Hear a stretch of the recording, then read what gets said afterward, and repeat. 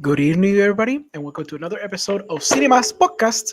Usually, I do these in Spanish, but my guest knows a little bit of Spanish, and I know he's gonna flex when he does. But just for his comfort, it's gonna be in English. Today, I'd like to welcome a very special guest, a person I've known for a number of years. I studied with him. He's a great filmmaker, great human being, a great person, a great friend. Here is Cody Ziglar. Yo, what's up, man? Thanks for having me. Gracias. I told you he flex. I told you. I immediately forgot all the second grade Spanish I learned. But thanks for having me, man. It's so crazy. Like as you were saying your intro, like I realized like we've known each other for like a decade at this point. Like basically, it's wild how long we've known each other. Yeah. So man, what's up? How's it been going? How are you today? Are you good? I'm good, dude. So I'm in between major writing jobs at the moment. So like I've just been hanging out for the past 4 weeks. Been like really like playing a lot of video games, watching a lot of movies, watching a lot of TV shows. I just rewatched all of the Star Wars films in like chronological order, just because like I haven't seen them in such a long time. And like it's always fun like watching those big like tentpole blockbusters, but also they have like a little bit of, like whimsy and charm to them. So like I'm good. I'm doing good, man. How about yourself? How are we living over there?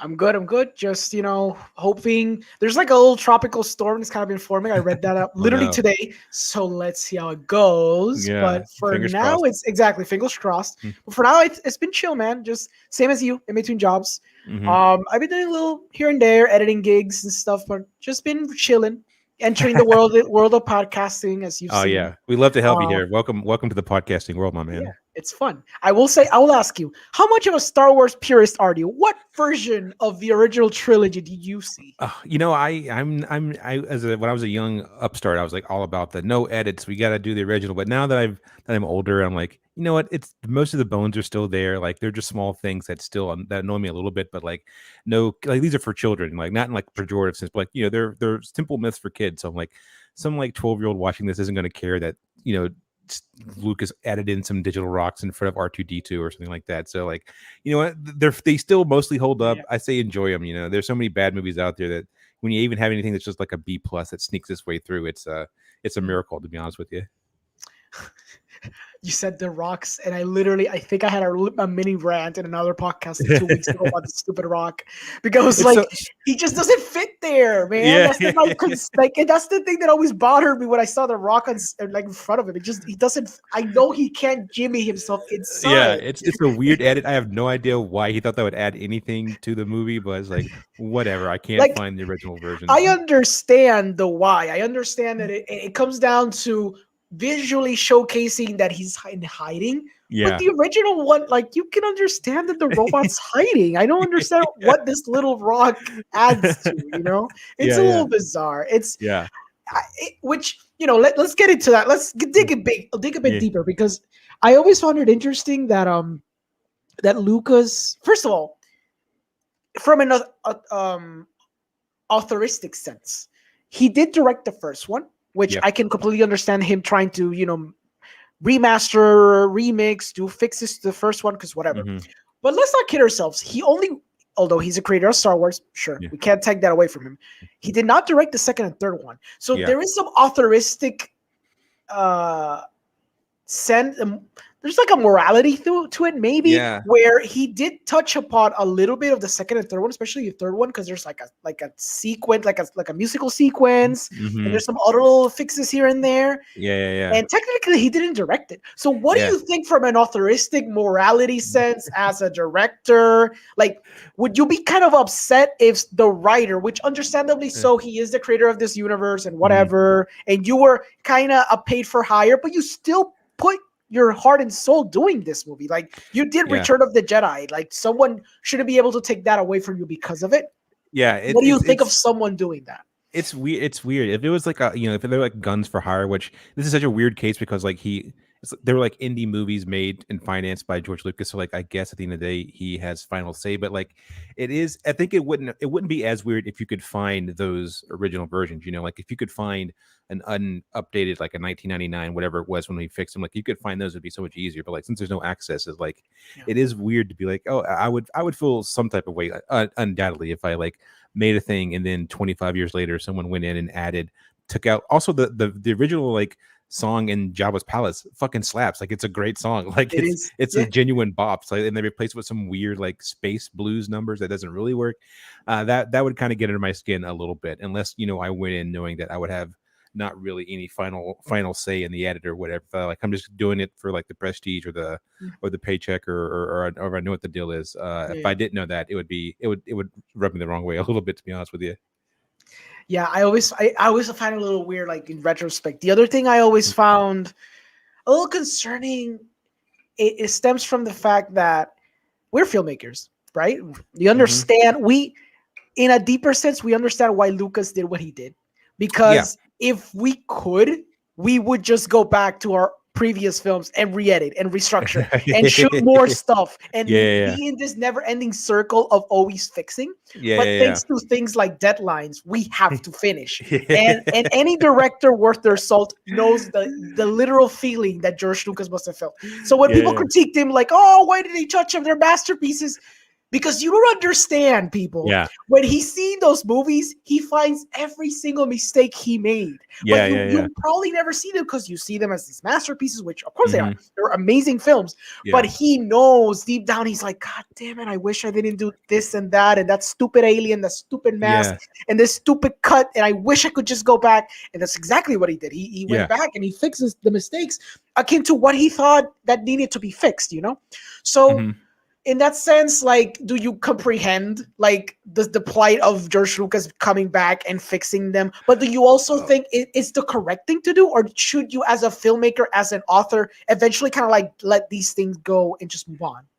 I mean, it's easier said than done. Being like, this thing is in the ether now, it can be gone. Like, if I had the resources to make, like, even looking back at like scripts I've written, like I read my first TV script that I wrote like reread like a week or so ago, and I was like, oh boy, this is rough. Like, I'm glad that like it went into our showrunner's hands and she did a rewrite, but I was like, there was so many things that I would do differently at this point, and like it's always the curse of like any type of creative outlet. Like, a painter's always going to like repaint a writer's always going to rewrite, and like your director always wants to like fix the mistakes, because you know how it is. Like, you see, if even like a short film, like if you're cutting a short film, you see that thing in the edit 50, 60, 70, 80 times before it even gets to like a picture lock, like just like a fine cut. So like, imagine you're doing a 90-minute, a 2-hour feature that has like however many scenes, however many sequences. Like, you're going to see like the guy that steps weird, or like the lady that didn't hit her mark just the right way, or like there is a weird piece of grass that like throws off the aesthetic of the whole shot. So like, I get that 100%. And like, if at this point, if I was like a billionaire too, I was just like, I'm going to go back and fix Luke had a weird looking lip thing, so I'm going to fix it, or like whatever. Like, I can definitely relate, and I cannot say that I wouldn't do it to myself if I had the time and resources to do it. Yeah, I think the same. I think that I've never gone back and fixed my stuff, because I'm always thinking like, it makes sense because I made it during a time in my life where I had a certain level of experience. If I go back and kind of like reshoot, refix, maybe I would even make it work. So sometimes I just let it exist. But I know of friends that just out of boredom, they've gone back to short films and re-edited them, which is cool. That's a cool experiment. So I can give props to that. But they kind of exist as a little pocket of who you were at that time. Yeah. So it's also kind of cool because of that. But I get you. Like if I had all the resources in the world, I'd be like, screw that. My first feature film, like, it might have won like a lot of awards. Doesn't matter. I think it's crap anyways. I would have to fix it. So I totally get that pride. The only thing I'd say is like George Lucas, for how aware he is of how technology evolves, and I know he was probably very impressed with how technology was back in like at least the late 90s when he did the first special editions and he did the trench run sequence where he kind of sprinkled some CGI into it. I think that when he was refixing them later on for the Blu-ray release, I feel like he should have went back and realized, you know what? Yeah. The models were better. Maybe I should just rehire some of those people that I worked with back in the day or some of the new people and do new models and kind of like remix it, because you can't, there's something so tangible and so nice about models. Yeah. I mean, it's funny that you say that because I mean, all the new trilogy, like the J.J. Abrams, Ryan Johnson ones, like they have a great, I mean, obviously technology's evolved so much further now than it was in like 1973 or whatever, but you know, they have a great mix of like practicality and like CGI. Like there's a sequence in the Rise of Skywalker where like they blow up a planet and it's very obviously like a model that they shot because the way that it reacts with the explosion, and then they have like a little bit of CGI, just like a nice like some makeup stitched like slabbed over to like make it a little to blend the worlds, and like that's great. Like I think that's a thing that they probably could have done if you wanted to do it. It's one of those things where like once you add in CGI to, this is just my take, CGI to like practical stuff, like it instantly ages it, especially when it's something that's like made in like 1999 before it was like really, before we had like physics simulations and like you know, things could like look good and like, you know, look believable, where it's like, oh, this is like very obviously like a weird, it sort of looks like a PS2 graphics that, you know, you have like the X-Wings open up and like they head toward the Death Star. It ages it a little bit. Like I think if he was, I mean, again, also like you just don't have the original versions. Like I think if you had the option to like, oh, I want to watch the original versions in like 1080, like that would be great, but like you can only find them on VHS, and I think it's the scarcity that sort of makes it sting a little bit more. There has been some fan projects, obviously you probably heard of them, about the despecialized editions and stuff, which it's a great initiative, but I agree with you, there should just be the availability. I understand that from the sense of being, you know, like the author said that these are my versions now, so this is my version, so there should be some level of respect to that. But I like the idea of choice as a consumer. I like the idea of choice. I wish there was like 7, like all the versions of that have been released over the years of Star Wars, have them all on Disney Plus. Just have them. Yeah. And then people can be like, oh, I feel nostalgic for when they did the first re-release with the 1997 one where the X-Wing drove. That was impressive for me when I was a kid. So I want to see that version forever. But some other people are like, no, I want to go back when I was in the 70s and I watched it for the first time. And I want to see like the pure version, you know? Yeah. I mean, even sometimes the director cuts are sometimes even more enjoyable than the original. Like I love Aliens, but I think James Cameron's director cut of Aliens is so good and it explains so much more of what's going on. And like, you just have more time to sit with the characters. It's not like if you watch the original one, like Ripley wakes up and then she just basically on LV-246, whatever it is, like she instantly goes to or the base or whatever, where like the director's cut, like she wakes up, you sit with them, like you meet the board members, like you meet the people that she's hanging out with, you see the people at Hadley's Hope or whatever it's called. It's I don't know, I think again, also I have the option to watch the original if I want to. Exactly. I mean, there's 7 Blade Runner cuts. You can see them all.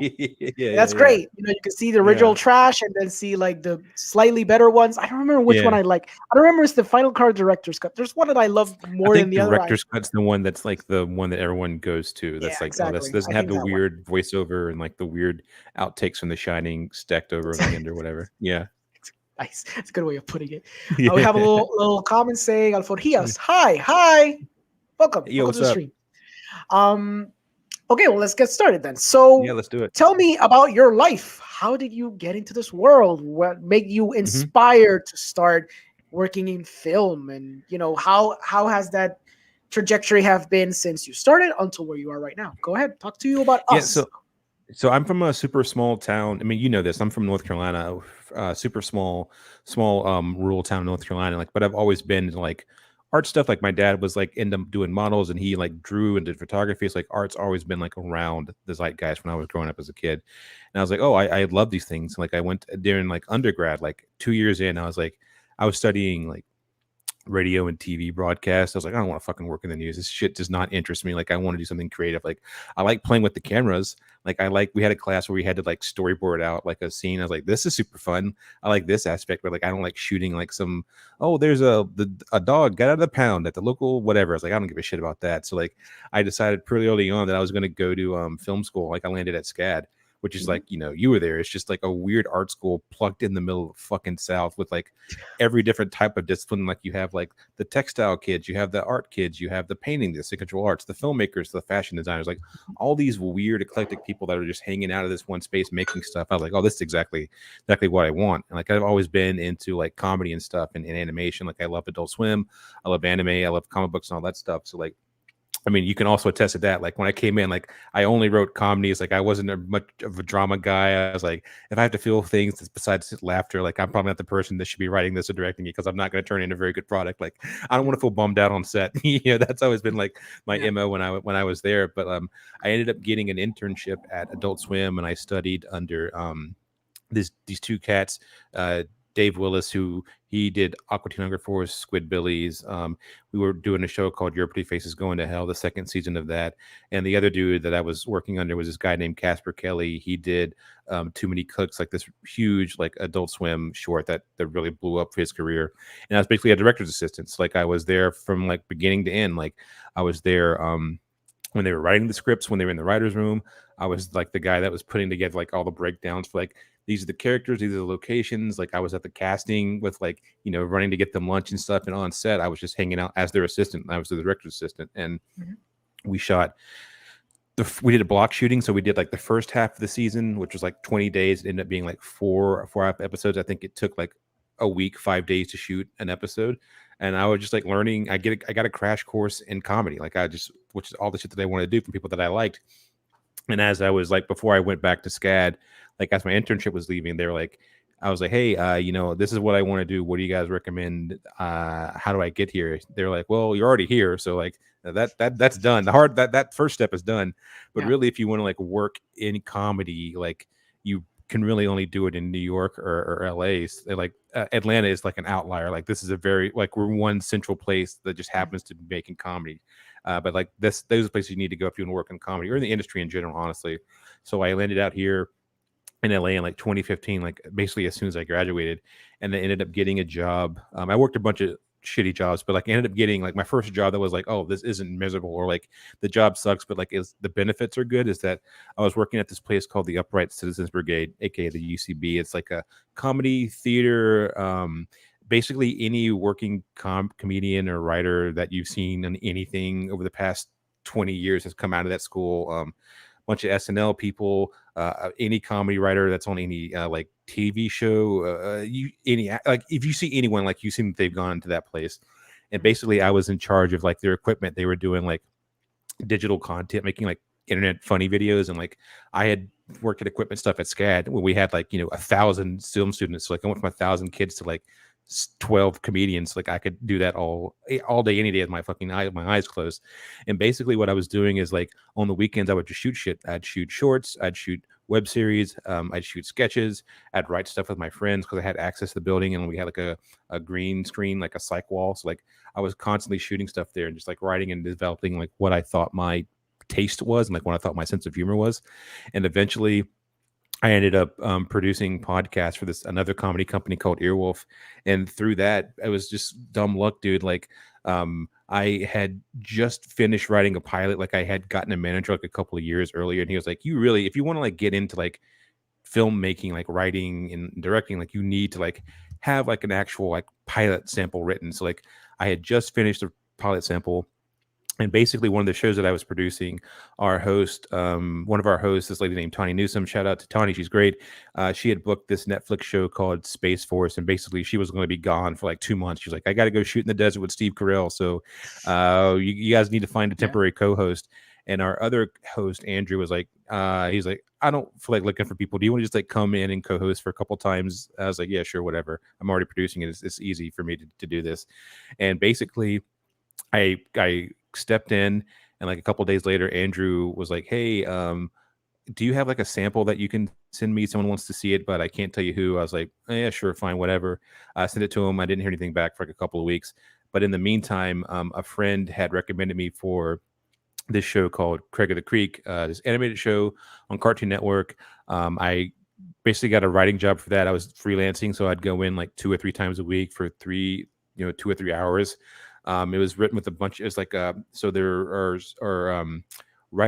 like board driven shows and script driven shows, and basically the difference is like board driven means that the storyboard artists do the actual like writing, like the dialogue and stuff, and like they get their scripts, their ideas for stories through outline. So like writers were like, we'll break a story together, and it's usually like the actual like just writers, like the physical writers, like the storyboard artist, and like the showrunner. So like we would break stuff, like develop the idea, like distill an idea out, and then they would give one out. So I was assigned an episode. I'd go write like a 4-page outline in like a Google Doc, give it to the artist, and then they would like expand on that and like write their actual script.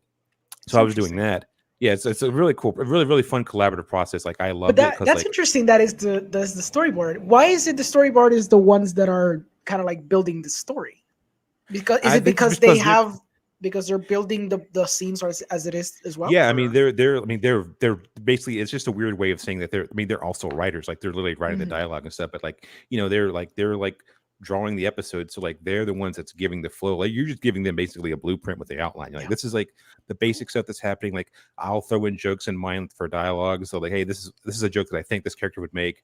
Blah blah blah, and then like they take it and they really bring it to life. It's like they write and draw like 11-minute episode. It's crazy, and it's really cool just like collaborating with people like that. But so I was doing that, and I got basically they offered me like, hey, do you want to be like a staff writer for the show? I was like, yeah, sure, great, I would love to. Like I love the show. I get to like this, like my first like real writing job. And basically, I accepted it on a Monday. That Wednesday, I got a call from my manager being like, hey, Marvel wants to meet with you. I was like, they want to meet with me? Why would they want to meet with me? They're like, I don't know, but you guess you can go figure it out. And as I walk in the interview, I meet this lady, the showrunner, Jessica Gao. And so like what had happened was she had heard me on this podcast that I had guested on. She was really good friends with both the hosts, with Andrew. And she was like, hey, I heard Zig on there. I thought it was funny. Does he have like a sample that you could send me? And he was like, yeah, sure, I'll ask him. And he sent it to her. And then she's like, all right, here's the deal. Like, I'm going to be show running, head writing She-Hulk as part of the new slate of like MCU shows, like, with Loki and What If and WandaVision. Basically all these new Marvel shows that are going to be playing on Disney Plus is like, we liked your sample and like, we want you to come on board. I was like, great. So like I had that interview Wednesday. Friday, I put in my 1 day's notice at Craig of the Creek. And then I started writing for She-Hulk, and like that was like my first foray into like what I think people consider like writing, where it's like the writer is writing the scripts, like it's a script-driven show. Like you're in a room with like 9 other writers. You have like the whiteboards fucking everywhere.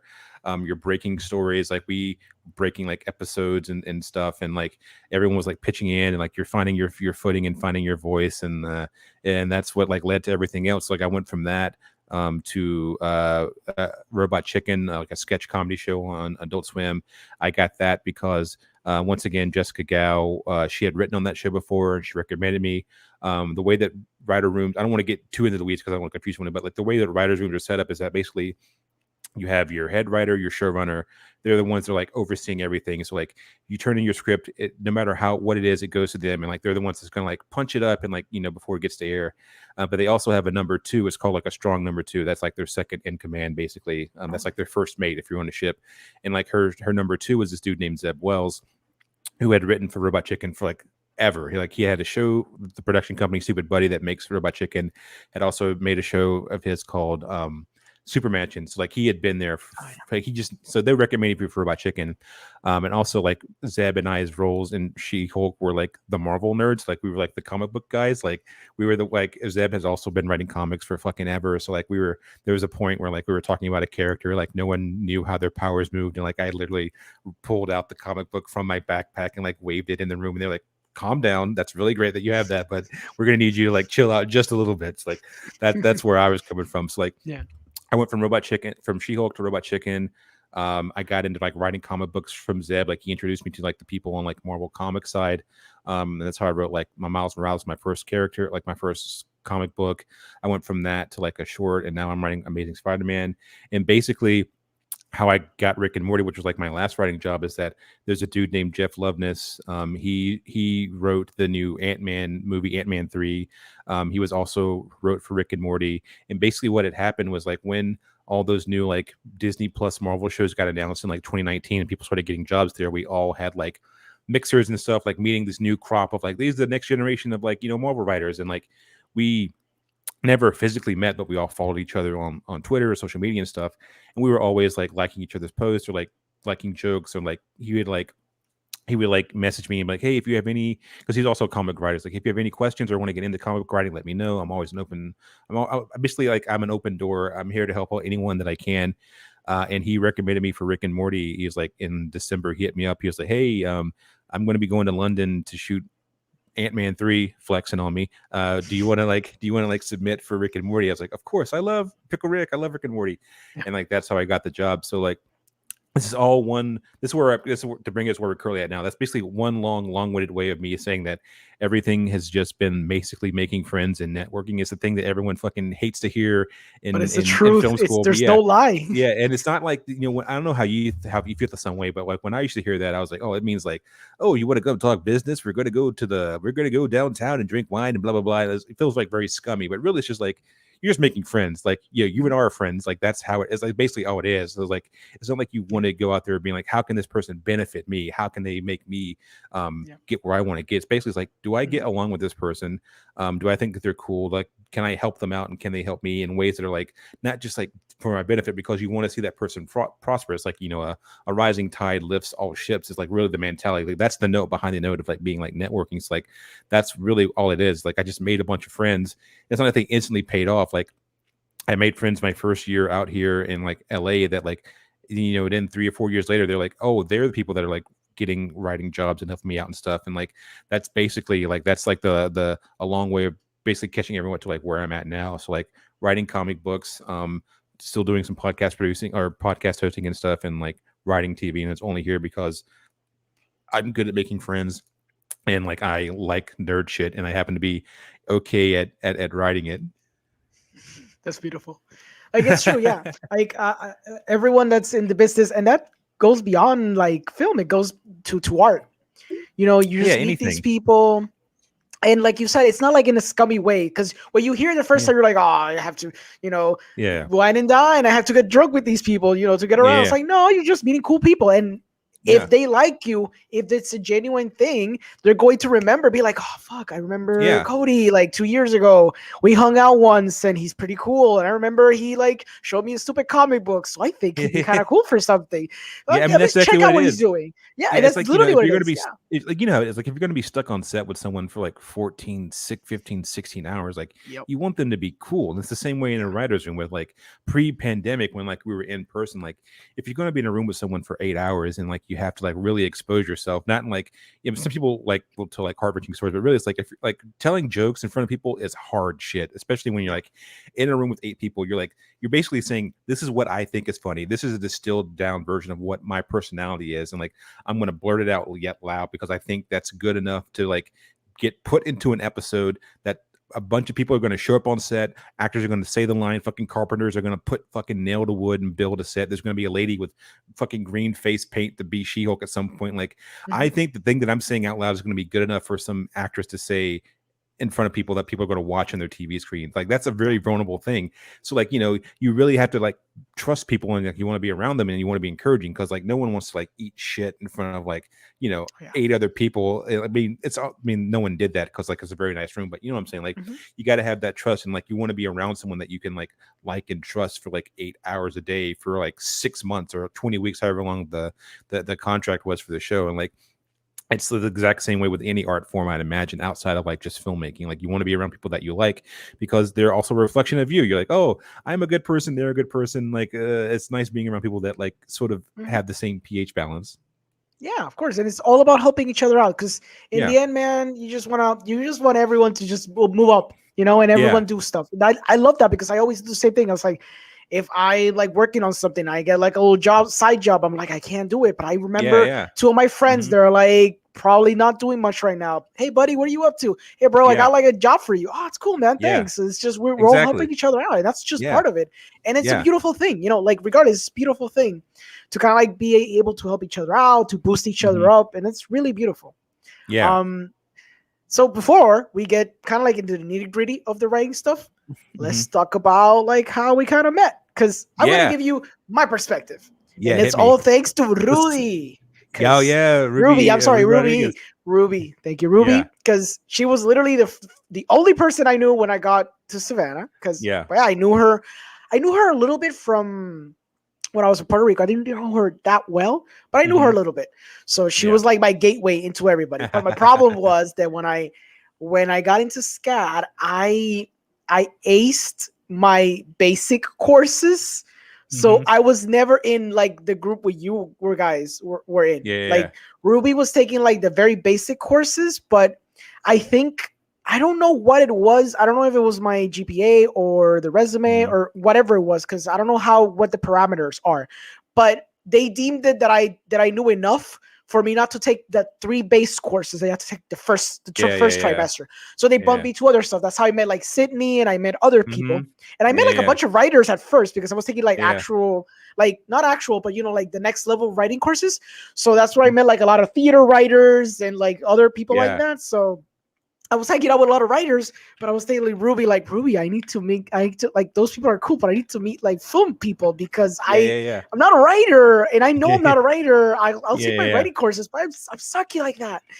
And then she was like, oh, just hang out with me. Like we hung out. Like I'm pretty sure I got drunk the first time we hung out. I'm pretty sure I got like, pretty wasted. Yeah, I feel like that's how that's. I mean, we were in art school, and like it was a city that had an open drinking policy, so like you could just like walk around drinking. So like I don't remember the first time we met, but I remember distinctively. So we had in film school we go ahead.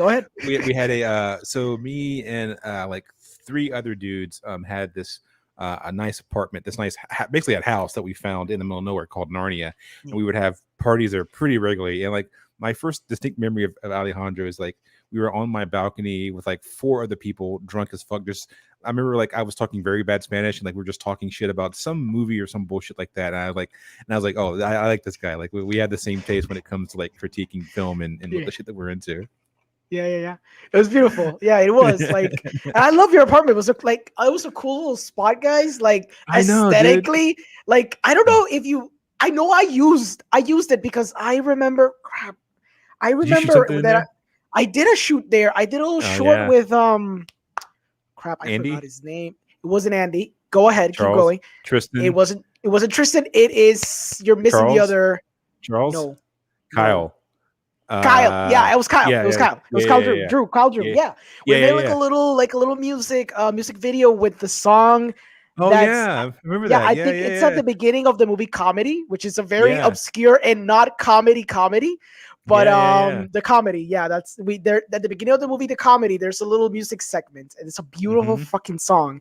And I was like, Kyle, we gotta like make a music video with this fucking song. And he heard it. He's like, this shit's dope. And then we just like collabed on it and stuff. And we used like a little, I think we used your balcony and probably something else from the apartment, because I love the aesthetics of that fucking apartment. Yeah, it was such a cool, so we called it Narnia because it was like this fucking beautiful spot in the middle of nowhere. Like it was just like, we're in between like a shitty dive bar and like another shitty dive bar. But the inside, it was a house that had to be built in like the 1920s that they like literally lifted up off the ground 1 story. It was a fucking great spot to be a weird art kid in for 3 years.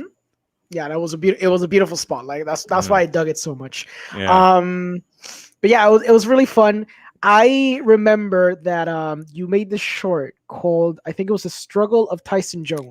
When I Yeah. saw that short, I flipped my shit. I showed it to everyone at home. I was like, dude, there's this guy who made this like 4 minute short. There's Thank not you. like a story. It's just this dude existing. It's like Yeah, it's like it's the just like- struggle, dude. Yeah, And yeah. like I showed it to everyone. It was like, everyone laughed their asses off. And like, what the fuck is this character? He's so fucking crazy. And then you have like the boom dude, like he's getting drugs from the guy. And then he's like running off every other scene. He's like their hipster kid who rants off scene. Yeah. It's so fucking hilarious. And I remember that you wanted to make like a sequel. And I was like, Mhm. like Cody, like I want to fucking, yeah, I want to yeah, work yeah. on that shit. I don't care what I'll do. I'll do whatever you want, man. I just want to be on set because that shit was so fun. And it was like a 1 day shoot, I think. Oh yeah, well, those things were all 1 hour. Yeah. They were 1 day, 4 hours. Like we were like, this is like it looks like it's improvised, but like it's like yeah. it's basically like for those most people don't know. Basically, it's like one of those like a mockumentary style with like we have an interview that they say something and then it's undercut by a joke of them doing whatever they actually did in the real moment. Like that's basically what the short was. And you did audio for us, right? Yeah. Is that what you're? Yeah, I thought. Yeah. It was a fun day. Like it was super cool. Like, and the actor that's Christian Noble, which I actually saw because I was watching the Underground Railroad. He's there. Yeah, he's the railroad man basically. Yeah. I was like, oh my god, that's so fucking amazing. He's working with Barry Jenkins. He's so fucking, you fucking Emmy him. Yeah. And I think Emily, because I talked to Emily like a few months back, she worked on that in the show too, and she was working on the Powerpuff Girls one. Oh, nice. Yeah, and she told me like how bad it went because apparently the pilot was kind of horrible. They've done the pilot like 3 times over already. And she told me like the first iteration that she was like, when I read the script and when I saw the actresses, I was like, this shit ain't gonna fly. It's like, oh, that bad, huh? It's like, I instantly knew, but I read with it because it's a job. And I'm like, I get you. But I was like, I hate that you work with Barry Jenkins. She's like, he's such a genius. And I'm like, yeah, keep rubbing it in. I get it. Awesome. Great.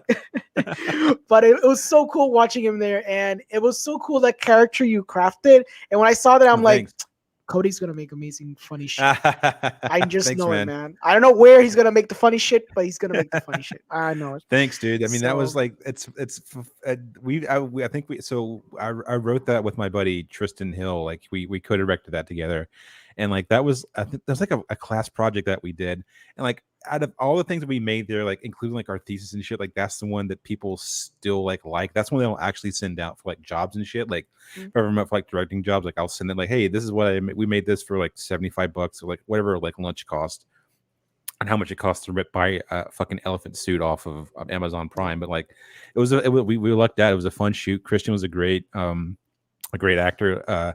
Also, we literally just pulled a crew to like be in the shot. Like there's like the guy that the boom op that was buying drugs, who's like a real boom op. The second AC that's like pointing to him that like rats him out like he's buying drugs. Like Kyle Drew, our actual second AC. It was a fun shoot. Like that to me is like what I miss most about SCAD, where it's like, or even just film school in general. Like you'd grab 3 of your closest friends and then you'd go make a thing and maybe fucking trash, maybe terrible, but like you made a thing and like you fucking forge the fires of your friendship on fucking set. And like I miss that, dude. Like I miss like driving 45 minutes to bumfuck nowhere to like help my friend help grip. I'm gonna like fucking rig light. I don't know shit about electronics or lighting, but like I'm gonna go fucking haul a 650 up a flight of stairs or whatever because my friend wants to make a thing that they really believe in.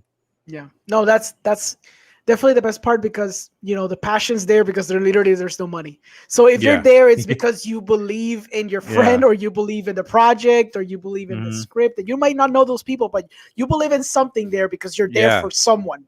So there's this element of like, as long as you're fed and as long as you're drinking water, you'll manage because it's all about the art. And I get it because you want to get paid. That's obviously your end goal. But sometimes you're starting out or sometimes you just believe in the project enough where you're like, I'm willing to forgo pay because I truly believe in what's happening here. And it's kind of sweet, not like in a sense of like, screw you, you're not going to pay. It's in the sense of like, you guys are crafting something out of like sheer love because there's literally nothing else involved. So there's that extra effort because you want to make sure that work was for naught. since you're foregoing Yeah. like a pay, you're like, I gotta make sure that I'm putting my stamp here, even if I'm like the moon guy. You know what I mean? Like, I want to make sure I got a really good job because I truly believe in what's happening here. And I've had that happen even after film school, because there's a lot of projects that sometimes there's no pay, and there's some friends that just want to get their short films out here.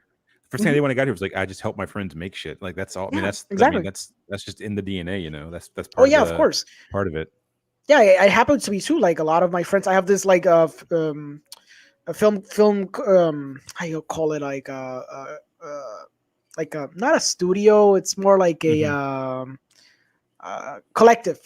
I have a film collective called Producciones Tabaquero. Tabaquero is based on like tobacco, the people who make tobacco. So the philosophy, like the arts of philosophy, is that that the people who make the tobacco make them by hand.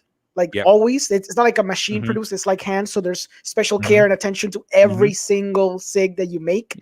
So the philosophy that we have is like everything we do with care, and like slowly we kind of like weave it together with care and love. That's like the artsy take. The real take was that my DP was drunk, and he's always smoking tobacco when he's drunk, and he always smelled like tobacco on set.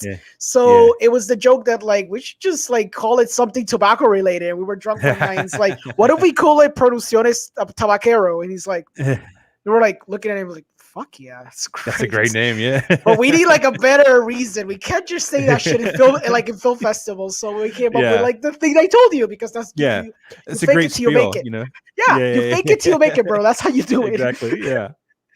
Like, give me 1 second. Fabiola Martinez del Valle says hi. Thank you for being here. But yeah, man.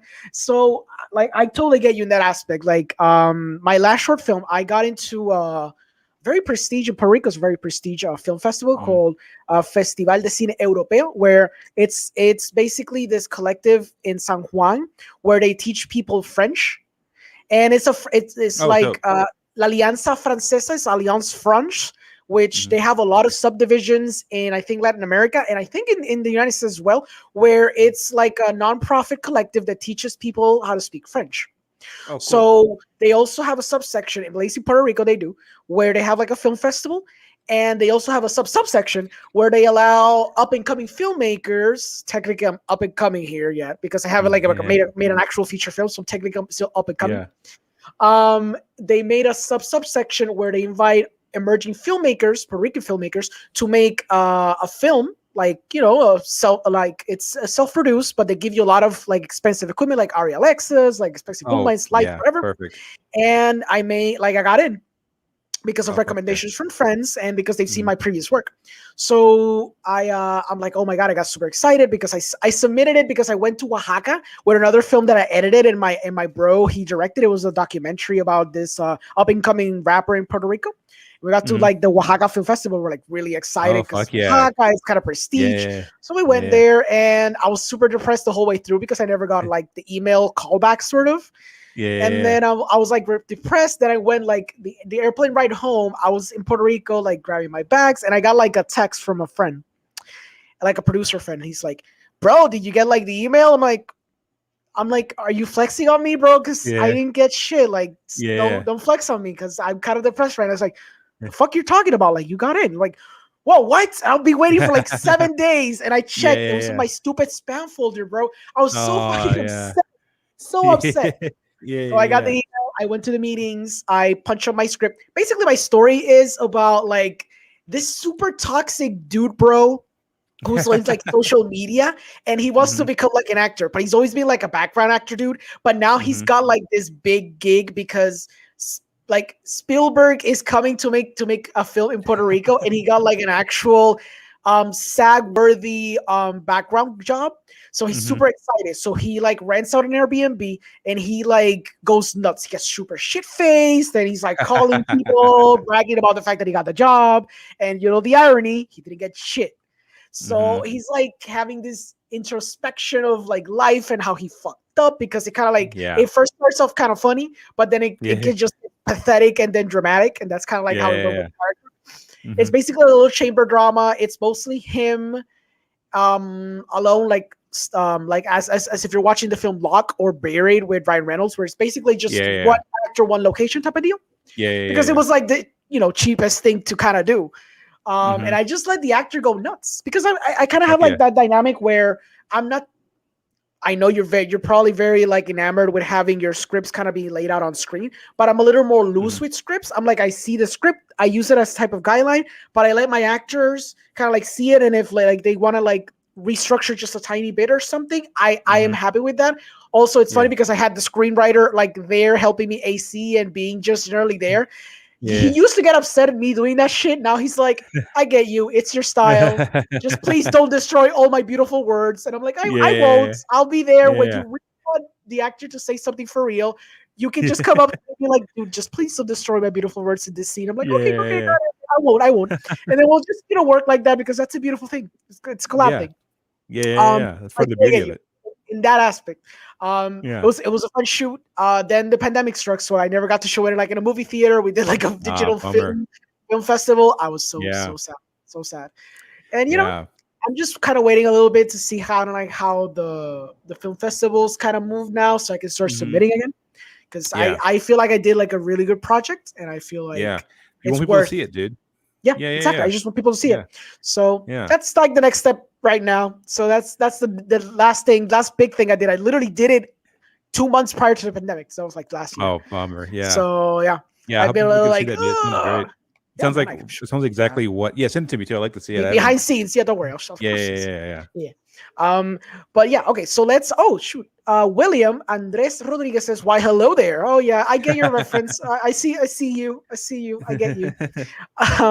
Okay, so let's start talking about what is kind of like the difference. Let's start off with Craig of the Creek, since that was your first big job. Yeah. What would you say were differences between being like a general screenwriter working on a project or working like for like a long feature film versus being like a freelancer working in this dynamic that you're calling like the screen, what do you say, storyboard writing? So that was a board driven show. So like board driven show. So what would be kind of like the differences that you kind of like saw when you start working there? It's like, whoa, this dynamic's so different. Like how do you manage? What are the differences? Go ahead. I mean, first of all, like I was just super nervous because it's like my first TV writing job, being like, oh, people are going to like watch this. Like this is a popular show, but like, the coolest thing was one is just like collaboration. Like the room was so warm. It's a show about like a black kid who like goes to the creek and hangs out with other kids, and like it's a very diverse cast because everyone behind the scenes is diverse too, and like it doesn't cover just like one type of blackness. There's like Latinx black people, there's like Filipino black people, there's like Southern black people, there's like Northern black people, there's like and there's like we have like non-binary characters, we have trans characters, we have like there's just a whole different types of like representation there because people behind the scenes that informs them as well. So like that was the first thing. Second, like not that it wasn't easy because like it's hard work that you're doing, but like because you're just writing outlines, like the pressure is off is because you don't have to write a full script really. Like you're really just like you're writing like this is the general shape and beat of what an episode feels like, and like that takes the pressure off because one, like you don't have to stress about like jokes, like these are like really rough pitches that you're doing, and also like deadlines, like you just have to have a thing turned in on time as opposed to like writing for yourself. You can like, oh, I'll get to it next week, or like I need some time off from this idea because I don't want to get stale, so like I'll sit on it for a couple months. But it's like, can you have this to us by Thursday? You're like, yeah, I have to, because if not, I'm not going to be here Thursday. Like they're going to find someone else to come and replace me. Like you have to get it done. But also like it was like I said, the crew was so cool and so collaborative that like it didn't feel like work in the sense that like you were really struggling, because like you're like you'd pitch like the first episode that I wrote for them, or like the first story by that I got for them was this episode called The King of Camping. And basically the way that room works, well, a lot of rooms, but they're like, hey, we're on season 3, and like for this season they were doing things by like the seasons of the year. So like we're going to do like a block of fall episodes, a block of spring episodes, a block of some summer themed episodes, a block of winter themed episodes. And they're like, what are some like fall ideas? What is some like things that swirl around? And like, the room starts popping off like, fishing, or leaves, or like camping. And like, oh, camping sounds fun. Like it's like a family centric stuff. And like we can bring some characters into everything like that. And so like I just started talking about like I'm from the South, and like I was like my parents were both super rural, and like I just told a story about how my dad used to him and my uncles and aunts would have to like basically dig out the side of hills to like make their own water, and like basically what that whole process was. And they were like, oh wow, that's really cool, that's interesting. And I was like, yeah. They're like, do you want to like write an episode about that? I was like, yeah, sure. Like it's easy to pull from, because like my dad told that fucking story all the time when I talked to him. So like that was it. So like that was like, it was really cool and really inviting, because you get to put like a part of like your culture in there. So like if you're Alejandro and you were talking about like, you know, being Puerto Rican, like you could be like, oh, that's a perspective that's interesting. Like what about, you know, what do you want to bring and what can you offer? And like that was like a really inviting aspect of that room. And also it just gets you into the mindset of like writing. I've been looking at like my writing journey has been like very small baby steps that lead up to things, with like, you know, you do maybe 2 or 3 revisions for your outline, and then you're sort of like done, like you're sort of off to the races. And with like She-Hulk, you know, the outline. So the Cricket Week outlines are like 4 pages. Like that's really like the as long as you want them to get. She-Hulk, you know, the outlines are 8 pages, because it's a half-hour TV show. You're dealing with a lot more. Like you're actually scripting it. So like, you know, you can have tip dialogue, but like you really want to get the feel for like what's happening in each scene. And also because it's, you know, 30 minutes or whatever, like you have A stories and B stories and sometimes C stories. So like you have 3 different things juggling on. So like you're documenting all that. And then like you get notes on that outline, you do another one, you get your script. Because it's WGA, you know, you get like, you know, 2 rounds of notes. So like you don't have to like slave yourself over it. Like you do your first pass, you get notes from your showrunner and the executives, do your other pass, you turn it in, and then it's basically in the showrunner's hands or Kevin Feige's hand, and then like they can like deal with the stress of it. So like that was like just a great increment, a great like, you know, you could feel yourself leveling up and putting in the experience points as you do it. And like with Robot Chicken, because the show's like 11 minutes. For those who don't know, Robot Chicken is a sketch show that is, the pace is insane. Like it's 11 minutes, it's a quarter-hour show, but it's compiled of like sketches, and most sketches are about 35 to 45 seconds. Like the longer ones can be like maybe a minute and a half, 2 minutes, but really you churn out so much. So like, you know, the first day they're like, all right, today your assignment is like, you guys basically you meet at the morning, you sign into the Zoom at like 9:30, and then like you sort of shoot, it's a red room, so like you shoot the shit for 30 minutes just bullshitting about whatever, telling dumb jokes, and they're like, all right, cool, we'll see you guys at 4:00, and you go off. And basically your quota would be like 2 to 4 sketches a day. And then they have things called channel flips, which are just basically like you're saying, like one location, no cuts, basically like a punchline. It's just like a joke. You set something up and then you tell it in like maybe 10 seconds if you're like that's what's like, that's about as long as you can get. So like you do 2 to 4 sketches and then 10 channel flips, and like at that point you're just like, oh, I just have to put something out. It doesn't have to be good, but I just have to get in the mindset like I need to hit a quota by the end of the day to like get my pages in or whatever. So like that just like sort of primed me to like just be able to write. Like it may not be good, just get the shit in. Like it may be trash because you all vote all yes or no at the end of the day too, which is very fun to be like, hey, that thing that you wrote on the toilet on your notes app, it didn't get in. Like I can't believe that didn't get in. I can't believe, it's so surprising. yeah, I can't believe my Transformers pitch didn't get in or whatever. But like, you know, like that's the process, and like it just gets you into the mood of like writing, constantly generating ideas and like throwing shit at the wall. And with Rick and Morty, like that show was like notorious. Like Dan Harmon's a notorious rewriter. Like you chug through so many fucking revisions. Like I did like maybe 8 or 9 revisions for my episode. At a certain point, you're just like, oh, this is just the work that I have to do, and like not in a bad way, but you just like, all right, I need to like get in the mindset of being like, I'm gonna write a thing, and like I can just go back and like add in the notes like that, and that. And I think because I had done Robot Chicken and She-Hulk and Cricket Creek before that, like I was just in the mind to be like, oh, I can turn around notes for this episode in like a day and a half, and then just have a new version done. Oh, I need to do more revisions for that. Great, cool. We'll break it and we'll do it again. And like, a nice thing about that is like for television, like, you know, you're at that pace where like you're turning in like, you know, 30, 35, 38 page scripts for like half hour or whatever. And with comic books, you know, 20 pages, that's how long an extended issued comic book is. 20 pages, that's all you have to fill. And because it's illustrated, you know, you can get away with certain things where like they have things called like splash pages, which is just like one image on like one page, or like the double spread, which is like an image across 2 pages. So really, you really only have to write 16 to 17 pages of a comic book, which is like, it's great.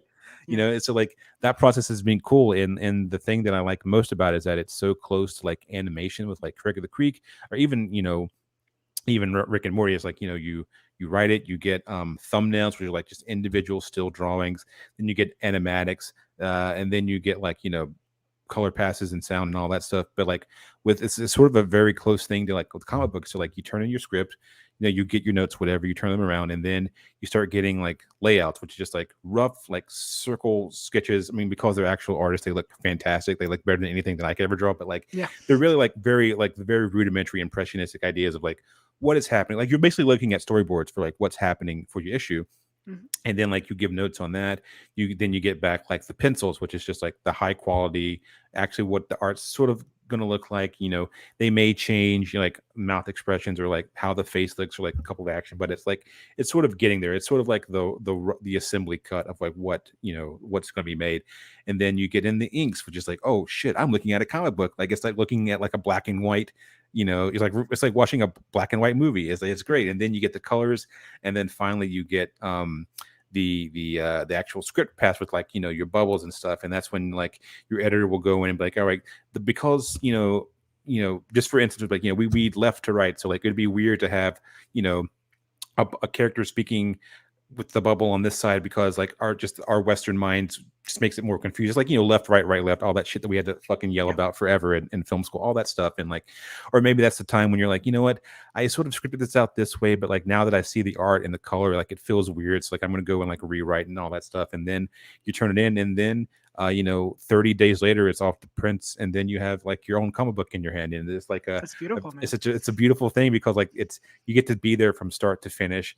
And because it's not television, like the timeline is so much shorter for getting this stuff made. Like out of all the things I've written for, only one thing has come out. Like Craig of the Creek is the only thing that's come out. Like She-Hulk hasn't come out yet. Rick and Morty definitely hasn't come out yet. Like I don't think my Robot Chicken episodes come out until like next year. So like it's weird, just like you're making all these things, and then you're like, oh, like I've worked on this stuff, but like no one, it's like you're saying, like no one's seen it. Like I haven't even seen it. Like I don't even know how what made it into like the final stuff. You know, it's weird. So like, you know, getting comic books is like a great way to like still get that collaborative effort, but then also have the tangible thing in my hand. Like I can walk into my comic book shop and like you can actually prove it. Be like, I do something. I swear, I'm not faking this shit. Yeah, I know, Mom and Dad, stuff. I do make stuff. You can see my name on the cover. It really, it's me. Yeah.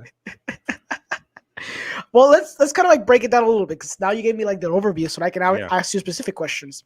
So regarding Craig of the Creek, it seems to me that at least for that show, there may be an outline of how the season's supposed to progress. Like you told me that season is based on seasonal stuff. Like, oh, you're going to have like your fall episodes, your winter episodes. Yeah. But I believe that one seems to be the most flexible of the shows you kind of worked in, with maybe the exception of Robot Chicken, since there's sketches, you kind of like shoot the shit and you kind of like do what you want there. Maybe there's some limitations, but we'll get to that.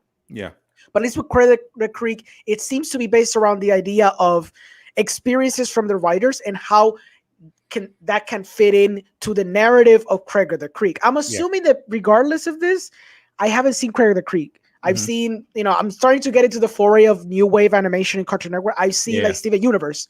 But I think Steven Universe is kind of cool because Steven Universe has like a narrative that's kind of been ongoing. I don't know if Craig of the Creek is the same way, or if it's kind of like singleton episodes where they kind of like do stuff and like it's more episodic. I don't know. I don't know how much it's not. It's Craig is one of those shows where like, you know, they'll have like a canonical serialized episode, one every like 8 episodes, or like it'll be like a tentpole thing where like, you know, the idea is that like, you know, I mean, I guess people don't watch stuff on TV now. It's like on the app, but like, you know, it's like Springfield. What happens in one episode is going to be completely reset generally in the second episode, except for like major beat things. Like for the season that we were on, like there are like maybe 3 big things that are like, oh, there is a serialization to the episodes, but it's like, you know, it's one every 5 or 6 episodes. You'll be like, all right, oh, this character's coming back. Or like in our season, there was the big thing was like, oh, we discovered the other side of the creek, which means like there are the kids from the other side of town, and like that was the big like that was the big like fun kid narrative, like,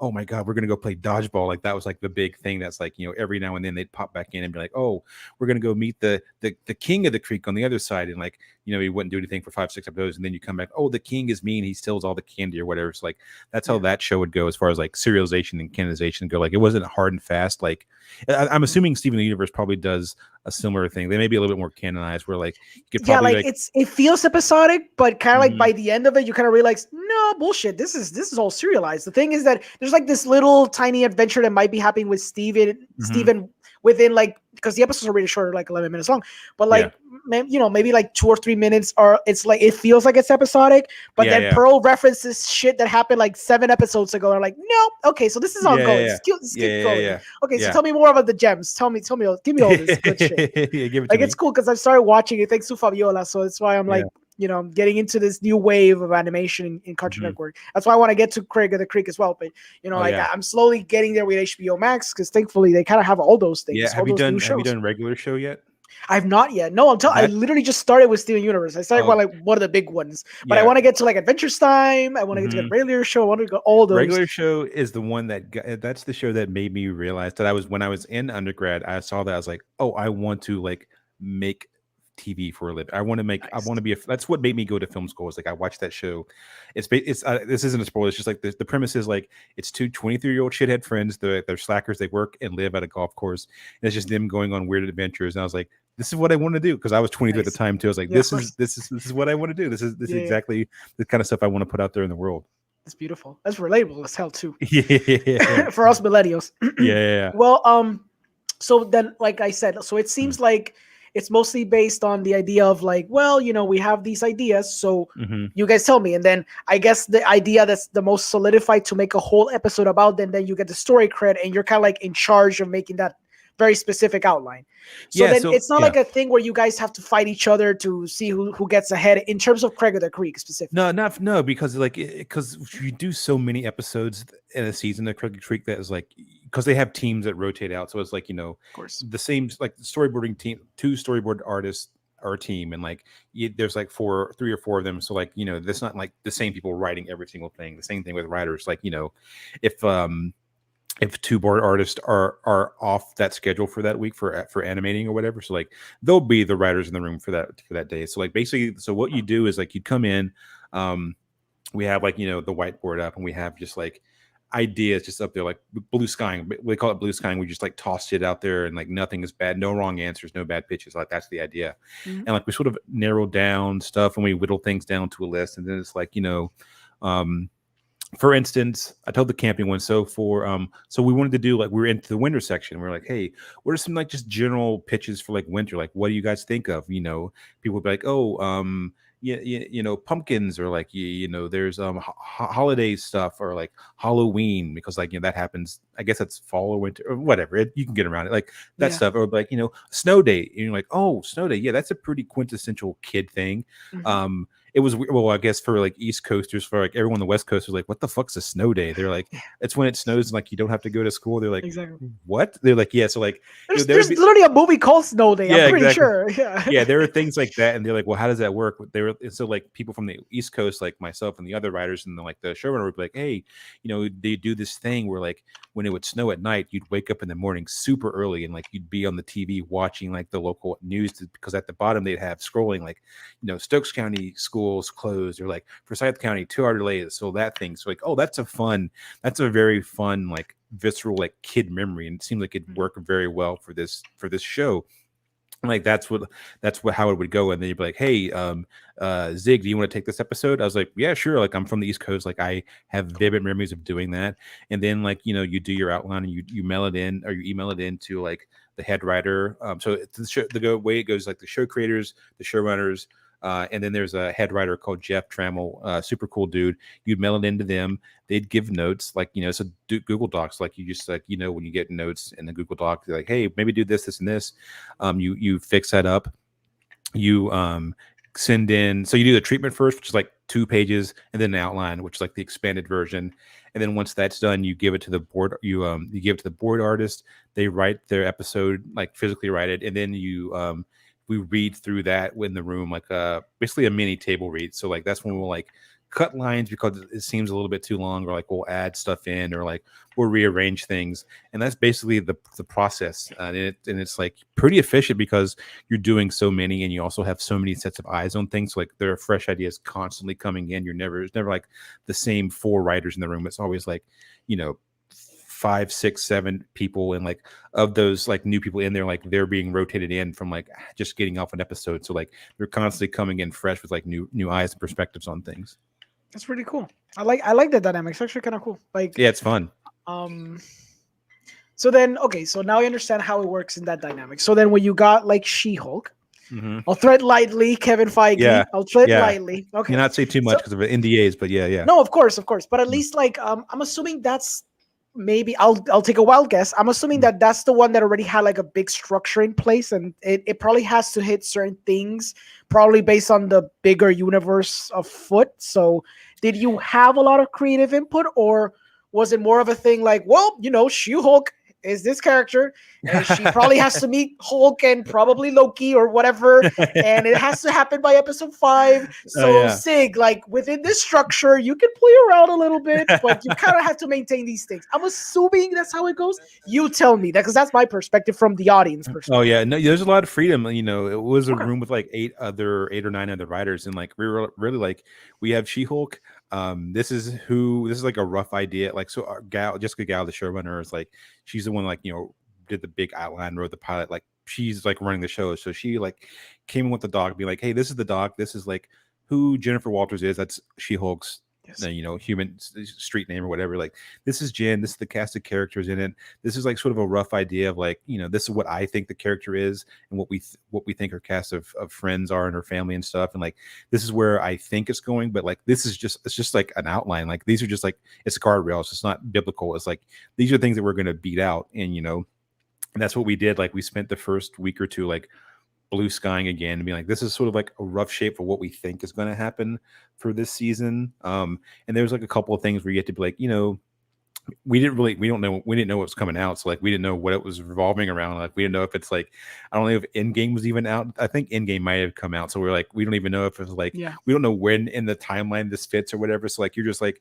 sort of like, you have a lot of freedom to like make this up. And like, I can't speak for like what conversations were happening behind the door, because I was just a low level staff writer, but I'm assuming there was stuff like, they'd be like, hey, this thing was going to be happening in X, so like, be sure to steer clear of this, or like, this character is, in this thing. So like, there would be conversations like that where like, you can't use a certain character, or like, trying to think what I can say, or like, this is stuff that is being done on like the other shows, so like, it's just going to feel like worn territory by the time that you guys get there. So like, but it wasn't like a mandate from what that I saw that was like, you have to hit this and this. It's like, oh yeah, this is, you guys came to us with the shows, like, we're going to trust you to make the thing, and like, we're going to trust you're going to use your best judgment. And because like, there's like 4 of the projects going on at the same time. Like, if we need to, like, Marvel's not afraid to like reshoot shit, which I'm sure you've read all those articles about. So like, if we need to tie some shit in, like, we'll shoot some shit. I'm assuming is what they were thinking too, because they, from what I've just read from the articles and stuff over the years, like, Marvel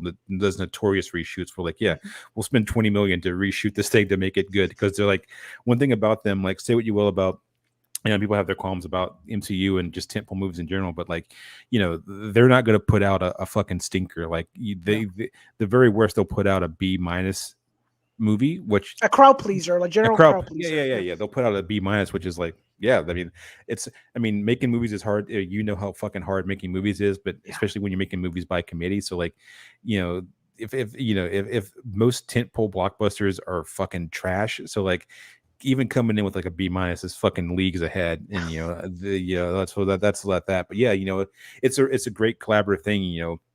It was my first time in like a scripted room. So like, I was like, you know what, I'm here to fill my specific niche, which is like, I'm the comic book nerd guy. So like, I'll pitch my comic book stuff, and I'll let the adults talk about like the big emotional stuff and the big like, overarching plot stuff, because, this isn't just, germane to She-Hulk. This is like any writer's room that's like scripted, where like, so the levels, so I don't want to give a whole detail and burn everyone out, but like, the levels of writing goes like staff writer, story editor, executive story editor, co-producer, producer, supervising producer, co-executive producer, then executive producer. And those are just like levels. And that just means like staff writer first year, story editor second year, executive story editor third year. Basically, like every year that you've done it, like your title goes up. That's what it means. So like if you see a show that has like, 4 co-producers, that means that those are like high level writers in the show. The same way that you see like, oh, this show has like Ted Lasso has 4 executive producers. That means that those are like 4 high level writers for the show. That's basically all that means. It's like a WGA role, boring behind the scenes industry stuff. Like, hey, but like people like the boring behind the scenes, dude. Oh, good. Just want to break it down because I know it was very confusing when I first got it here. It's like, why does the show have like 7 producers and then you see produced by? Those are just like writers versus like the actual production staff.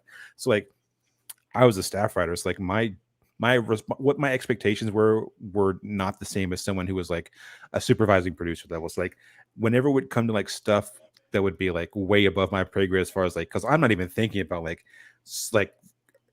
art, like structure for like a season, like across like a bunch of episodes. I'm thinking like my episode, I'm like, oh, I just want to make sure my shit makes sense, so when I turn it out, like they don't like take my episode away. But like, it's great having people that have that big picture, be like, emotionally does it make sense that this character's doing this, or like structurally when you take like a 30,000 foot view, like if by episode blank they get to episode blank, like this should be happening, like logically it seems like this is where they should be. So like you really see where everyone's strength comes from, and it's just really cool collaborative effort. But also it's again like you're learning things. Like it's the exact same way with Rick and Morty. Like I was a story editor for that show, so my responsibilities were like just a little bit dialed up more than staff writer, and like I understood and saw things a little bit bigger than a staff writer, but not by much, honestly. But like, not, it's like, going back and like reading your old scripts or like watching your old shorts, you're like, oh god, I can't believe I used to act that way in the staff writers room. I can't believe I was that guy, or whatever the thing was. But like, it's the same way with like, now you sort of know what to look out for. Like you sort of see you can sort of feel yourself leveling up with like, Rick and Morty, speaking of like, serialized show, like that's a show that, really they hold their canonical serialized episodes for like the finale is usually how it works. Like, a lot of it is like, it resets each week, or like, Rick does a thing, or this week we're going to Bubblegum Planet, Rick, it's going to be so fun. And then it resets the next week or whatever. And then like they have the big blow generally for the finale where like, oh, all this shit was connected all along. You guys didn't know. And like, that's sort of how Rick and Morty work, where like, you have guys that have been people that have been on the show for like, 2 or 3 seasons who just like know this shit like the back of their hand, and like watching their conversations about like canon and like what the rules of the universe were, things that like haven't been said like on screen. That's the thing that they just talk about in the room as far as like what the rules for the world and like how things operate, and like what Rick's POV is and ultimately where he's going, was like, oh, this shit is so cool. Like all this, and also like, half of that stuff never makes it to the screen. It's just like it's just like how a character, like how like when like you're talking to an actor and like someone, they ask you like what their character is or where they came from, and like you may have like tons of backstory that they never even thought about, that never made it to the page, but you just know it because like you created that weird little reality in your head. There's like that little pocket universe in your brain. That's the same way with Rick and Morty, where like, it's a show that is very smart, but also is equally very dumb. I'm not a very smart guy, so like I came in with like my dumb shit. Like that's the space that I operated in. But again, it's a show that like, because it's built into the narrative is the idea of like you can do anything, because Rick is like a god in a sense, where like he can like do anything, and you're in a universe where you can be like, all right, we're going to go to Cowboy Planet, or we're going to go to like Pasta Planet, or we're going to go to like whatever world and have a thing set there. Like you have so much freedom when it comes to story that you can do basically anything, because you can just create it. Because in this world, we have pie eating contest planet, or we have trampoline world or whatever. Like you can just like follow that flight of fancy. And they had this really cool saying in the room that, it was never like this doesn't work or this is bad. It's like whenever you hit into like a roadblock, you would say things don't work, but you know what I mean? It wasn't like this isn't working. It'd be like, or we wouldn't say no to things because they were difficult. We would spin it as like, this is an offering. It's just like, this may seem like a difficult roadblock, but like really what it could be is it could be a fun character thing, or it could be something that we didn't see coming. And like, what is the offer to that challenge? And like, how can we face that? And like, how does it strengthen the show, or strengthen like the characters or the episode that we're doing? And like, that's something that I just sort of brought it into, like outside of that, like brought into like my everyday life, is like, what is the offering for this? Like, if I get challenged on something, like how can I recontextualize and reinterpret that and see the good inside, the good of it, or also see like, this is a roadblock, but like, what's the other angle that I'm not thinking of to come in and like see how I can like land this plane, or like stick this landing. And sometimes you can't stick the landing, but like the idea of being like hitting one roadblock and be like, nope, fuck it, I tried, I'm done. Like that's sort of a defeatist attitude, as opposed to being like, oh, this script isn't working. Like I was writing a feature at the same time too. So I'm like, this second act isn't working. Like, why are these aliens here? But I'm like, oh, that's an offering. Maybe it could be maybe there's a joke in that. Maybe there's a fun reason why these aliens are taking over this shitty hometown or whatever. And like, that's just like another thing that like I've just sort of like learned as I've gone through the process. And those shows have been very great because they have, overarching story stuff that we also break together, but then also with Rick and Morty, you can reset it again like you would in Springfield for the most part. That's interesting that you mentioned that with Rick and Morty, because there has been, I don't know if you read about it, there's been a lot of debate regarding season 5 as a whole. Some articles have argued. We got death threats. Yeah, it's crazy. I wouldn't go that far. I just critique it in a different way. It's interesting because obviously Rick and Morty has become like a pop culture sensation, especially I think since season 3, that's when like it hit its peak. Not in peak in a bad sense, but when it exploded into popularity, into like that's when it like crossed the threshold into like being a part of the cultural exactly. zeitgeist. So it was very fascinating because then of course that means a lot of extra eyes that were never there coming to the forefront. So especially regarding season 5, it's very interesting you mentioned, because you did mention this little tidbit where you said that the show is technically serialized, where a lot of people have argued the contrary, because a lot of people have felt, especially in this season, that while the other seasons have been kind of serialized, this season in particular has been very episodic. But then, the last 3 episodes was when you started weaving the serialized elements into it, to where it ended in that very shocking ending, right? But people have argued, and this is articles, it's not me saying that, I wouldn't go that far, but this was articles like Screen Rant and stuff like that. They were like arguing, the need for serialization of Rick and Morty. The creators clearly hate their fans because they clearly don't hate like canonical, like they don't like canonical elements, they don't like serialized elements. And I view it in a sense of like how South Park approached their show, because if you remember, it was always episodic. Except for a few key like trilogy episodes or whatever. But then when they had like that cathartic episode with, I think it was Kyle, or no, it was Stan. I'm sorry. Stan had like this catharsis or whatever. And then seasons going onward, they became serialized. So they're like the flip. But Rick and Morty seems to be doing the opposite. So where they felt very serialized before, at least in terms of at the base level, at least on a character development scale, they seem to be serialized. Maybe they could go wacky adventures like Boob World or Trampoline World, but there were still elements of character development weaved throughout. But this season, it did not seem like it was that way.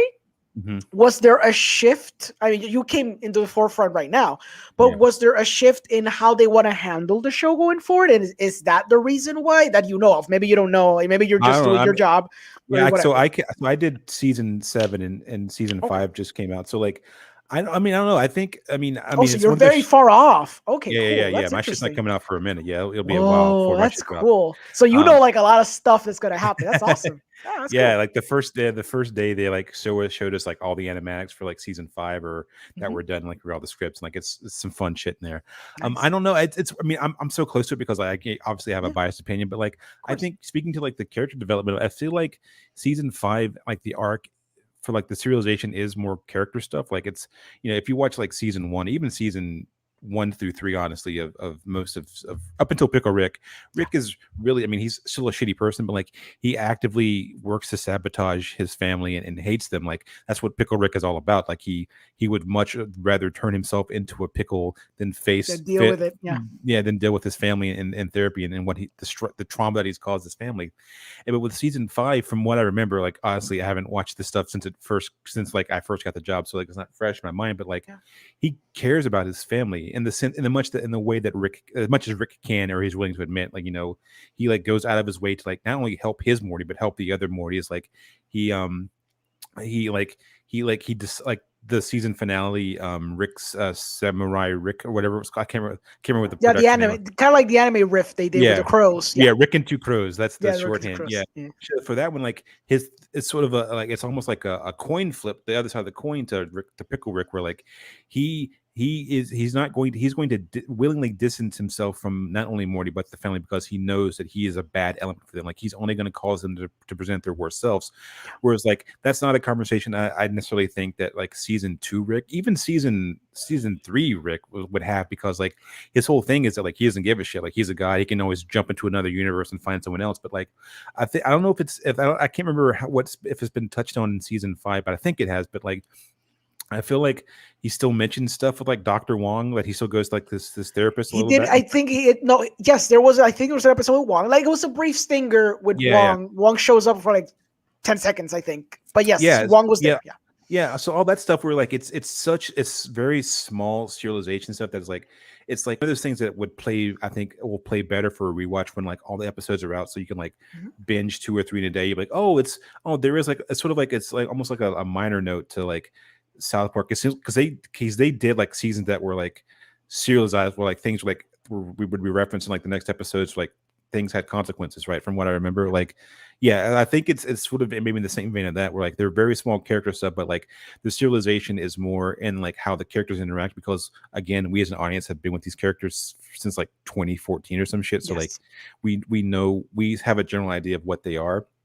And we also, now that they're having these subtle changes, where I think if you rewatch stuff and especially if you do a rewatch of like season 1 through 5, and like, oh, Rick has grown as a person. Not only that, like the family has grown as a person. Like Nimbus, the weird Aquaman guy in the first episode, like he is like this element that comes into the world, and like we see that his story with Beth and Jerry is that like, oh, Beth and Jerry are fixing their shit because of Dr. Wand.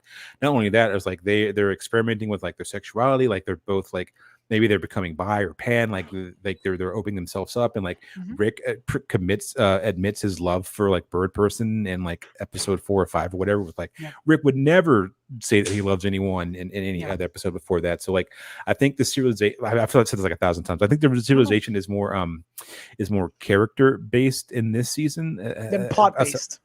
More character than plot, which I think is an interesting take, because you don't feel like you see that much, especially when it comes to animated sitcoms and stuff. And I think that's I think that once people like start rewatching stuff when like before season 6 comes out, like they'll be like, oh, this was the through line for this season. It wasn't like beating you over the head, but there was some like little fun character stuff that was developed and sort of paid off, that we see those seeds planted in like particularly season 3. Like Pickle Rick, I think, is like the linchpin between a lot of this stuff, where like you see these little seeds planted and now they're starting to grow in like little saplings in following seasons. Okay. Let's go back to She-Hulk, and then I'll go back to Rick and Morty. So in She-Hulk, I'm going to ask you a wild question. Like, what's the wildest thing you pitched for She-Hulk? Was it something you can't say? Yeah, I can't say. I would love to say, but I cannot say. Yeah. Can you say when the show comes out, or you can never say? Oh, I'll say when the show comes out. For sure. Okay, fine. I'll put a pin on that one, because I do want to know, because I know that you probably pitched some crazy shit for the show. Because I'm thinking, like, since you're saying that you kind of have a sense that you don't know exactly where to fit this in, it seems to be a lot of creativity. But there's obviously like you probably write the outlines, you do the baseline stuff, but probably someone up ahead will be like, okay, like Sig mentioned this, but we can't really use that because we know that in the grand scheme of things, for real, we can't use it. But we'll never tell him. He's a fun guy. We'll just let him pitch his crazy stuff. No, what's funny is that like I didn't mention this, but like the way that shows work is that like you break them all together in a room. It's just like you and all the other writers break the episode. So like what is cool about that is that like you get around that, because like it's like you and all the other people agree that this is what Act 1's going to be, this is what Act 2 is going to be, this is what Act 3 is going to be, and then it's going to be like this is the A story, this is the B story, and like really what you're doing is you get like, you know, a feeling for like what's going to happen. Like the room sort of roughly breaks it, and then like it's your idea to like inject your personality into it, inject what you think is funny into it. For comedy anyway, I'm sure drama is like injecting what you think stakes are. I don't write drama. It's like, you know, whatever that equivalent is. Like, so like luckily like you're not gonna be like, I'm gonna take a fucking wild swing. Also, since it's my first room, I was like, I'm gonna stick as close to this thing as possible because I don't want to be the guy that the fucking staff writer that turns into crazy outline that people are like, oh, did we make a did we hit our guy here? yeah, did we make the wrong move here? So like you don't have to get sidelined by all that. Like, no, I'm sure there may have been like conversations behind the door when it came to like, you know, we can't do this because they're being used in whatever, they're being connected or whatever. I'm assuming that I'm sure that that must stuff happened all the time. But like, yeah. luckily about me is like I'm a staff writer, so like I didn't have to hear any of those conversations. I just turned my You're episode just in. you just turned your episode in. Yeah. Was it a fun dynamic having people that, because you told me you were like the comic book guy, which is kind of curious. Yeah. And people might be hearing this and like, are they all supposed to be comic book people? It's like, no, that's not how the real world works. Yeah, like, but you don't want that. You know, exactly. That's what I'm saying. So talk about that. Yeah. I mean, also like it's like 2019 at that point. So like everyone likes genre shit. Like everyone has seen a Marvel movie. Like everyone there is a fan. But like, you know, you don't want this is what I've learned about any creative aspect. Like you don't want everyone to have the exact same voice, because then, you know, you're not just writing. You're not just like, if I'm going to do a Star Wars movie, like, and if I have like if I'm doing The Mandalorian, like I want people in there that like care about Star Wars, but like not everyone is a Cinca fan, because then you're all thinking the exact same way. So like if everyone in their room was a comic book reader, they would only think about things from like, well, they did like this, how they did in the comics, or like, whereas like as someone who like necessarily doesn't watch that much Marvel stuff or isn't like a slave to like the Bible of comics or whatever, they can like, oh yeah, but like we don't have to do that. Like that's not the thing that we have to do. And also like we can add our own perspective into it. Like our room was really, really diverse, not just in like, you know, representation as far as like, you know, the room was majority women, obviously because the main character is a woman, but also like age. Like there wasn't just like, you know, there was like people from like 25 to like their 60s, and like people that were like, there were lawyers in the room, there were people that were like fucking weird nerds like me that somehow weasel their way into the camp. So like you get a bunch of different perspectives, and like that's what you need, I think, to fill a world full of characters that's not just saying the same thing that you would expect, because then also you expect stuff like, you know, people have been at this point I've been watching movies for 100+ years. Like we know, like we may not, people on the street may be able to express what a 3-act structure is, but like they know it inherently because we've been seeing them forever. Like we've been reading and hearing myths from thousands of years. We know the hero's journey. It could be fucking Luke getting a lightsaber. It could be Hercules going on the labor to do the thing, or it could be Narcissus staring into the lake and drowning himself. Like we know what the thing is. Like we can replace that with any character, and like people just know what that thing is. It's like Rick's wants to turn himself into a pickle. I need to blow up the Death Star, or whatever it is. Like we know that as an audience. And because, you know, comic book movies or comics in general are myth based, like, you know, they're all hero's journey shit.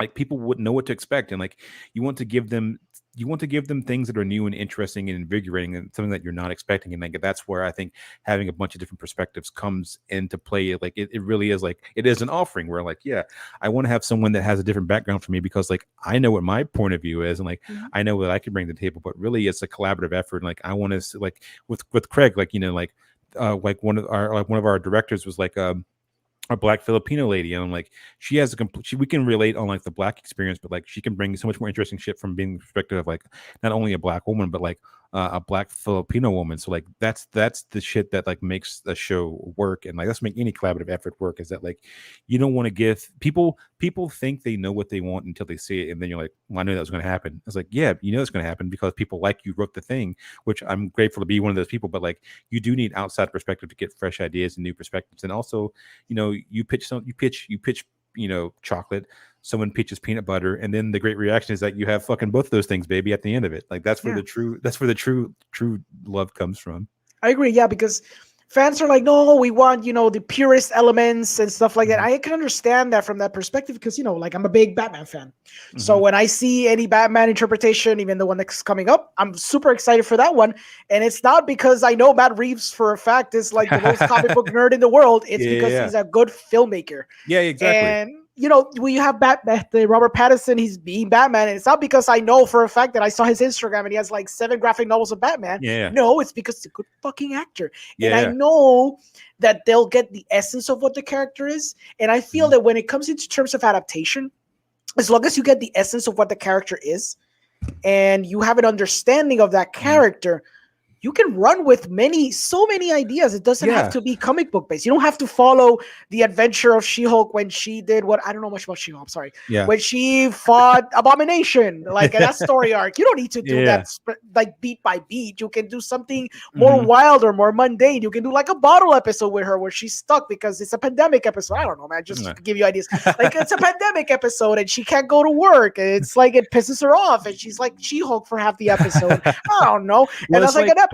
You know what I mean? Like, what you're saying is that people like, sorry to cut you off, but it made me think of like, no one knew who fucking Iron Man was 10 years ago. Like that was that when I say that was a C-list character, that was truly a C-list character. Like no one gave a shit about Iron Man. Like the big Marvel characters were Spider-Man, Hulk, Fantastic Four, and then Spider-Man again. And then Spider-Man, like no one gave a shit about Tony Stark, besides the Wu-Tang Clan, because they wrapped up because one of them had the name. But like, truly it's like you need the biggest fan. You need someone who gets the character, and like Jon Favreau got the character, Matt Reeves gets the character of the Batman, and like honestly, like most of the characters that like that Marvel put out are like fucking D-list C and D-list characters. Like no one knew who fucking Guardians of the Galaxy was 8 years ago. Are you kidding me? No one.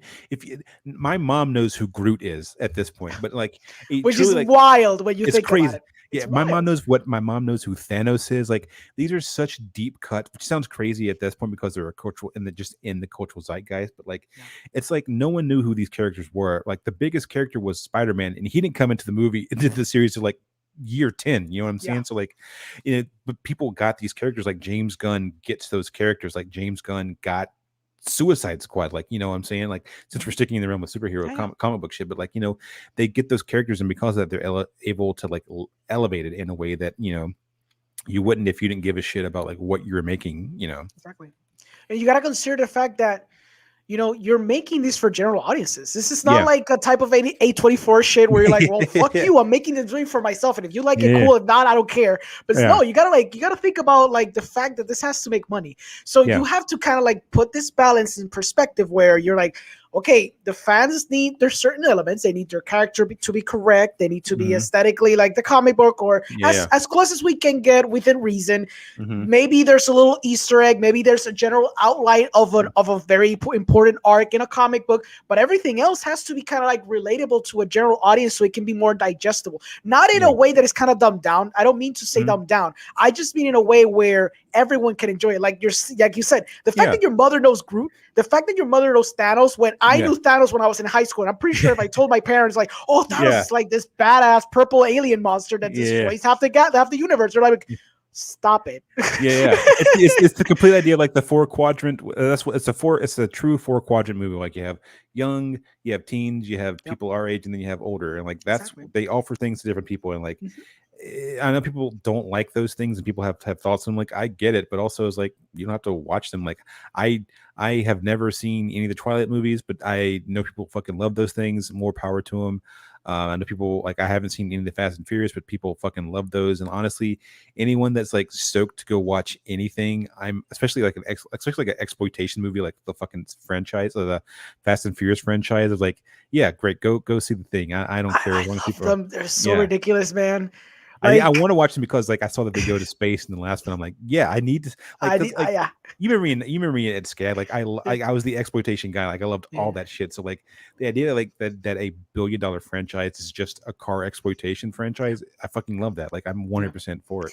Well, what was fascinating of the Fast franchise is how they evolved, because at the first 2 or 3 movies they played it straight. There were like street, like underground street race movies, and they kind of played it by the rules, or by the rules in terms of like a Hollywood movie would do it. But then, by the 4th one, they kind of like dismissed the whole idea. They're like, nah, we're making the heist films now with cars. It's like, okay, that's kind of interesting. And they get to the 5th one, which, they shot here in Puerto Rico. And they had a crazy segment in Old San Juan, no, not in Old San Juan, in San Juan, where they have the bank vault and stuff. It's like a crazy action sequence. It's like, wow, it's kind of amazing. And they get to the 7th one, which is batshit insane. And then we get to the 9th one where they go to space. And it's like the I gotta admire the creative people behind it and the screenwriters, where they kept coming up with crazy, batshit, crazy stuff that kept making money. Because let's not kid ourselves, every year they kept making money. And, you know, this is supposed to be geared for like gearheads and people who like cars.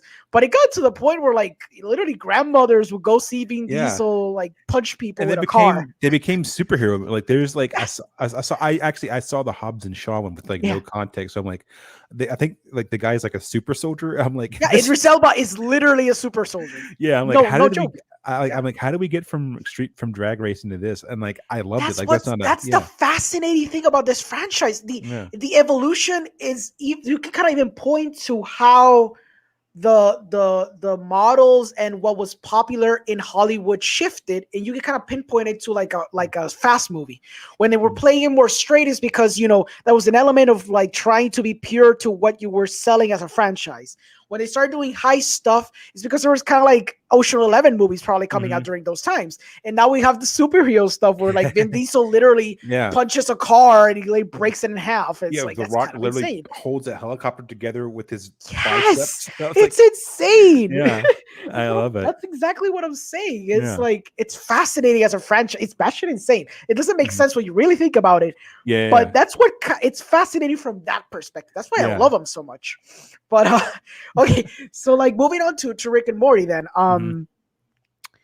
So obviously you don't know. This is more of a broader sense and more of a screenwriter thing. The only thing you've seen come to fruition is your comic books and, of course, Craig the Creek. You have no concept of how your story, your dialogue, the stuff that you put in is going to be there. How much, since you probably talked about this probably with other collaborators and other screenwriters in the room, how much usually do the stuff in the writer's room end up in a show generally? What do you think? Or like a ballpark? It could be 0, it could be 100. Like, what do you think? That's a good question. I mean, it changes from like, you know, show to show, like, you know, also from level to level. Like, you know, obviously, like I'd assume a staff writer or a story editor probably gets their stuff rewritten the most as far as like punching up, because also another thing that you do in the room is you do punch up, which is just, you go in and like, so everyone in the room will like, we'll have your screen up, you have your script up on like the giant like TV, and you'll go through line by line and you're like, all right, let's add this joke, or like, let's put this up, or like, let's take this out, it's reading a little bit long. So like, you're already in the mindset like, oh, we're rewriting this because it's a group effort. Like, you know, like when you see an episode written by, it just means that like that person or persons physically typed up a script and then brought it in, and then like together the room wrote the episode together. Like that's how every TV show generally works, is that like it's a really a collaborative effort. Everyone is writing it together. So like, you know, I may have some jokes in like, you know, someone else's episodes. I probably will have jokes in someone else's episode. Like for Rick and Morty, like I may have some jokes in like season 6 or whatever of Rick and Morty. And like there's some people that will probably have some jokes in mine and stuff. And like, I think Rick and Morty is also pretty notorious for like Harmon rewrites shit all the time anyway. So like, you know, I'm sure like when my episode comes out, it'll be probably pretty different, but it's going to be for the better. You know what I'm saying? It's like it'll probably have like maybe the base structure that you kind of like gave out, and that's kind of it. Okay. Yeah. And like that's how it is for the few shows that I've written on that were scripted. Like that's usually how it is. And like, you know, because really this is such a cliche, but like, you know, everyone says writing is rewriting, and like there's a really great interview from I'm gonna butcher his name, but I think it's like John Schwartzwald. He was like a OG Simpson writer. He wrote like outside of Conan, he wrote like all the like best tentpole. Like if you think of like classic Simpsons episode, this is the guy that was probably writing if he wasn't Conan O'Brien. Is it like March the Monorail type of stuff? Yeah, like that was Conan, but he wrote like if you look up like that, like, you know, classic that like, level, season, exactly. Yeah. We're like, oh shit, I remember that episode. Okay. but he had an interview maybe a couple months ago, towards the beginning of the summer, Mm. where he was just like talking about his writing process. And he's a guy that's notoriously doesn't come out a lot, so like people like paying attention. But like he had this really cool process where he just talked about like what his writing process. He was like, I do not like writing. It makes me very stressed out. It makes my tummy hurt.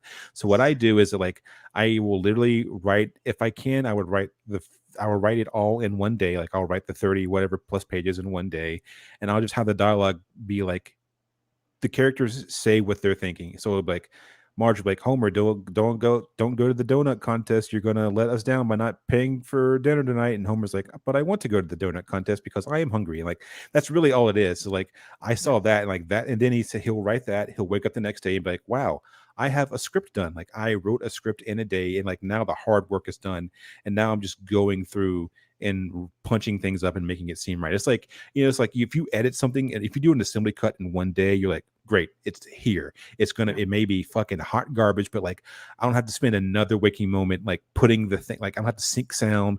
I don't have to fucking pick up my selects. I can just have the thing done. And that's basically what this process was. Like I've been doing that a lot lately. So I will generally, like, the process for writing comic books that I use is that, like, I got it again from my buddy Zeb, where like he'll draw out like a square, like a rectangle on a piece of paper, and like slot out, like make it, like grid it up until like it's exactly 20 pages, like you would be a comic. And he'll write like page 1, it'll be like introduce character. It'll be like basic beats, like introduce character, or like page 5 through 7 fight or whatever. And like that's what he does. And then, excuse me, I just had a burp. Yeah. No, it's okay. So then like he'll go in and like he'll write like an outline of like page 1 this happens, page 2 blah blah blah.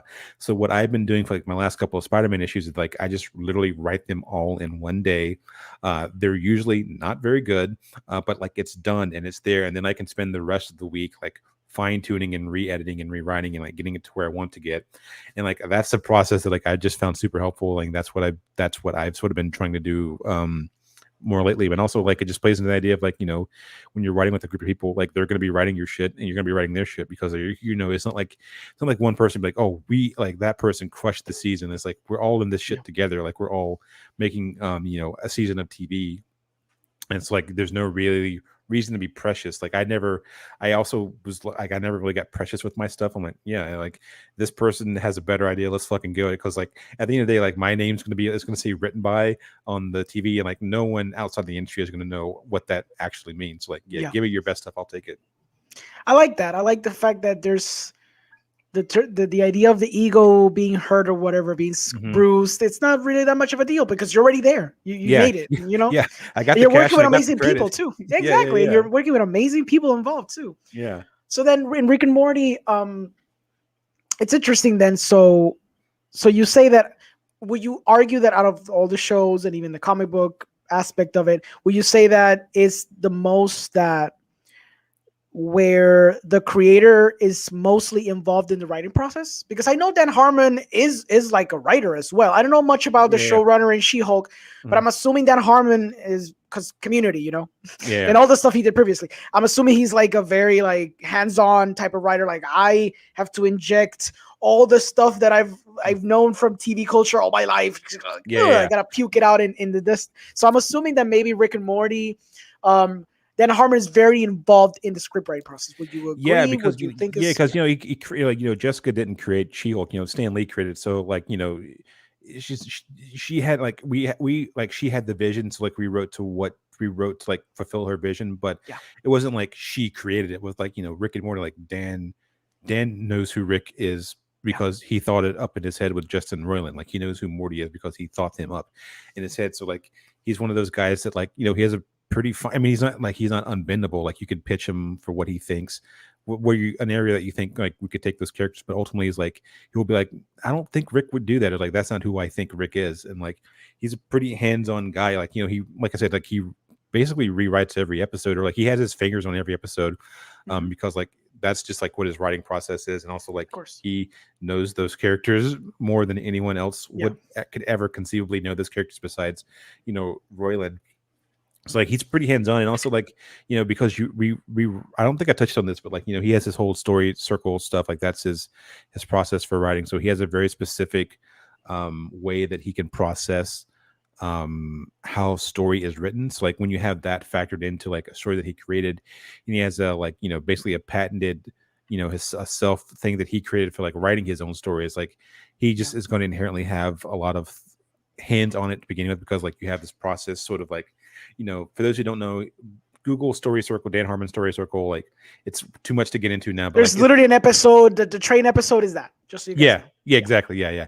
They just go this how he structures writing, and it's how he structures writing his shows, famously Rick and Morty, Community, and all those things. But like because he already has his fan print in that, as far as like what your what your process is going to be, he just inherently is going to be more invested into it than like than other writers would be. The cool thing about Gal is that she also like she wrote the Pickle Rick episode, so like she already had that story circle stuff in mind. So like, you know, there'd be times when like she would throw a story circle up for stuff on the board, and like we'd break through it, and like to me I'm like, oh my god, this is like watching Obi-Wan, like this is like watching Yoda like lift the the X-wing out of the swamp or whatever. Like you're seeing the magic go through. But yeah, they're all involved.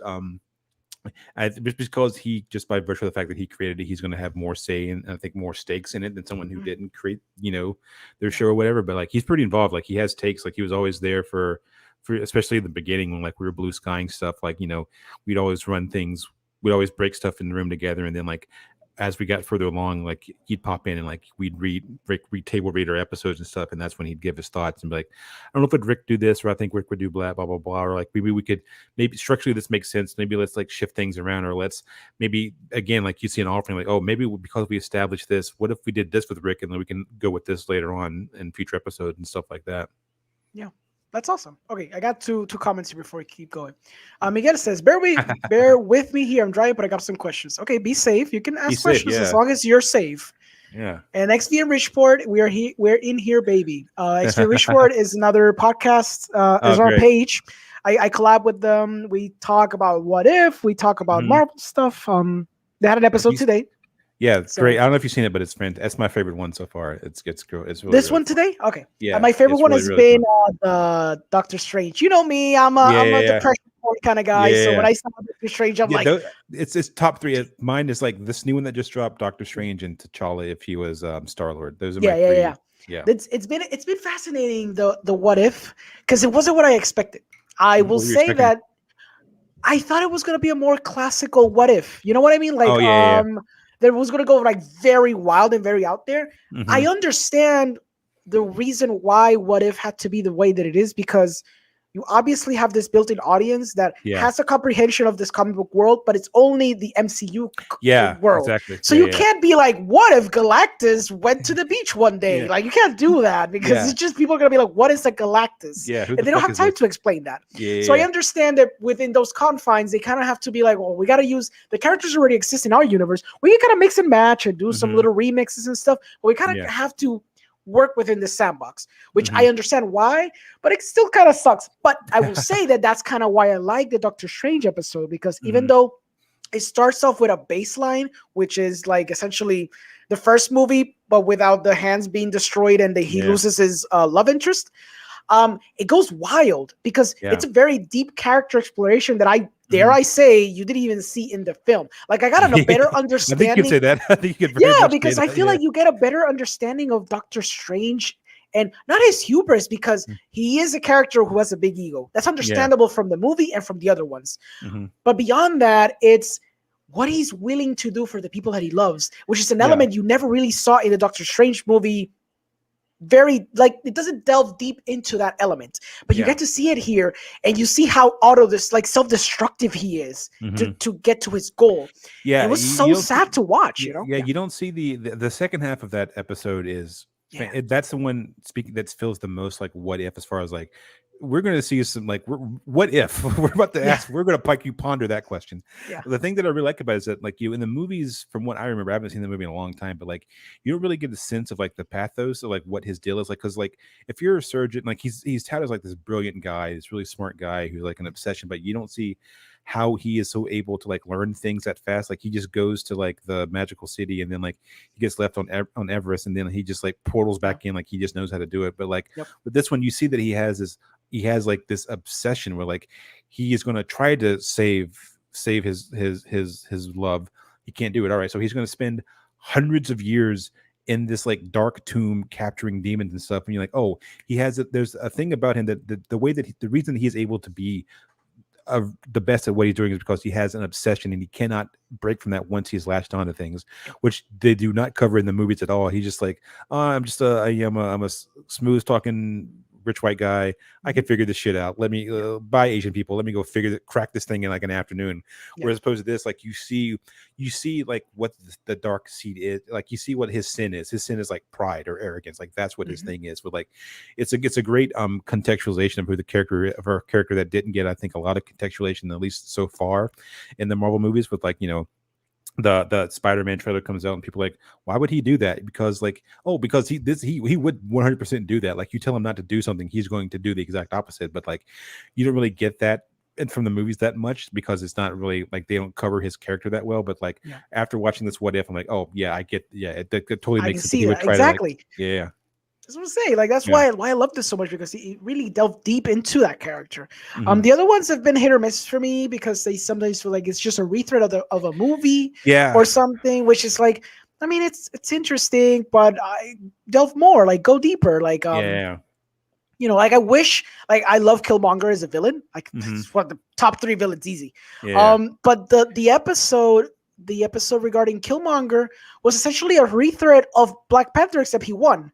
Which I'm like, he probably would have won in the actual movie, but you know, it's Black Panther. You can't let the bad guy win because, you know, but it gets pretty damn close in this episode. Since it's a what if, you can kind of go, you can play ball with that. He actually does win, which was a fascinating idea. But then it gets cut short. So I never see the result of his uprising.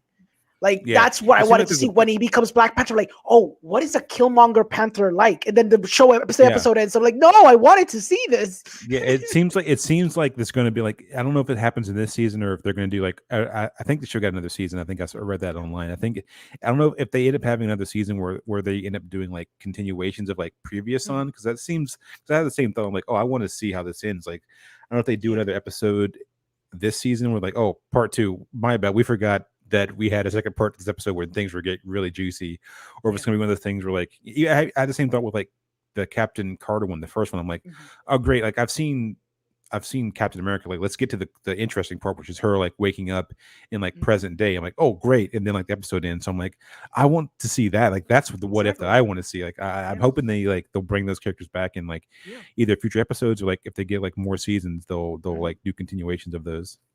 Yeah.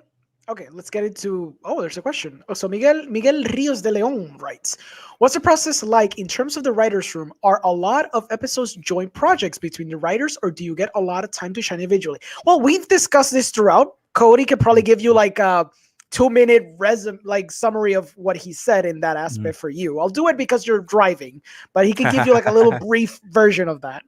Yeah, it's sort of a little column A, a little column B. Like generally, like for the shows that I've worked on anyway, like the room all breaks the season together. So like that just means like they all figure this shit out together.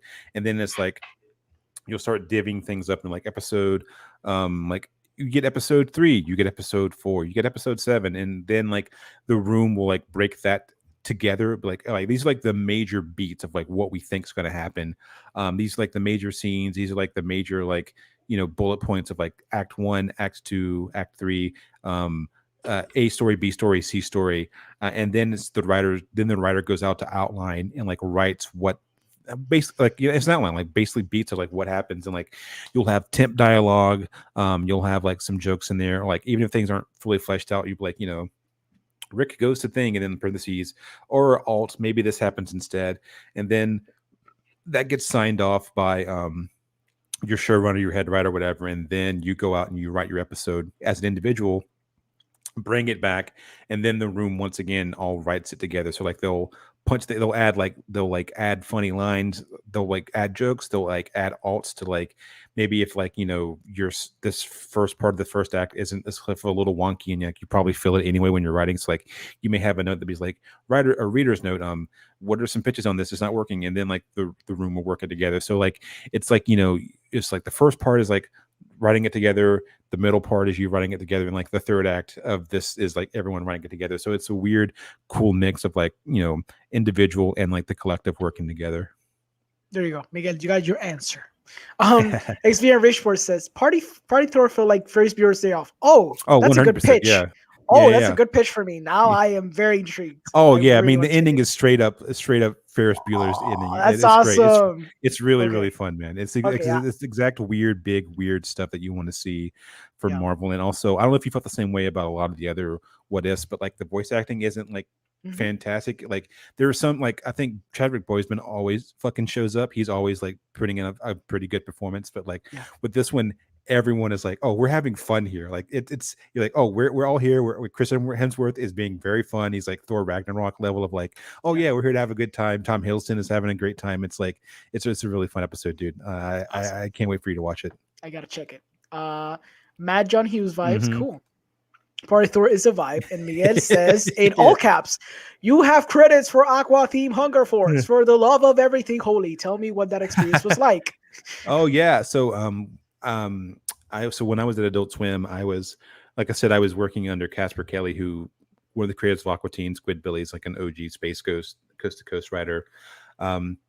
So like as the director's assistant, like I would go with them to like recordings, and so like I would sit in with when they were recording at I can't remember the name of the place, like Echo Sound or something in Atlanta, but yeah, my credit for that was like I think I may have done a couple of casting things for them, and like I set in a couple of sessions when like Frylock, the guy that did Frylock voice, would come in and record and stuff, and it was a super cool experience. I think I can't remember what season it technically was that I was on there. But it's super cool. It's so fun watching those dudes juggle like 4 different shows that are all so wildly different ends of the spectrum. Like you have like Aqua Teen, and then you have Spitbellies, and then like you have live action Your Pretty Faces Going to Hell.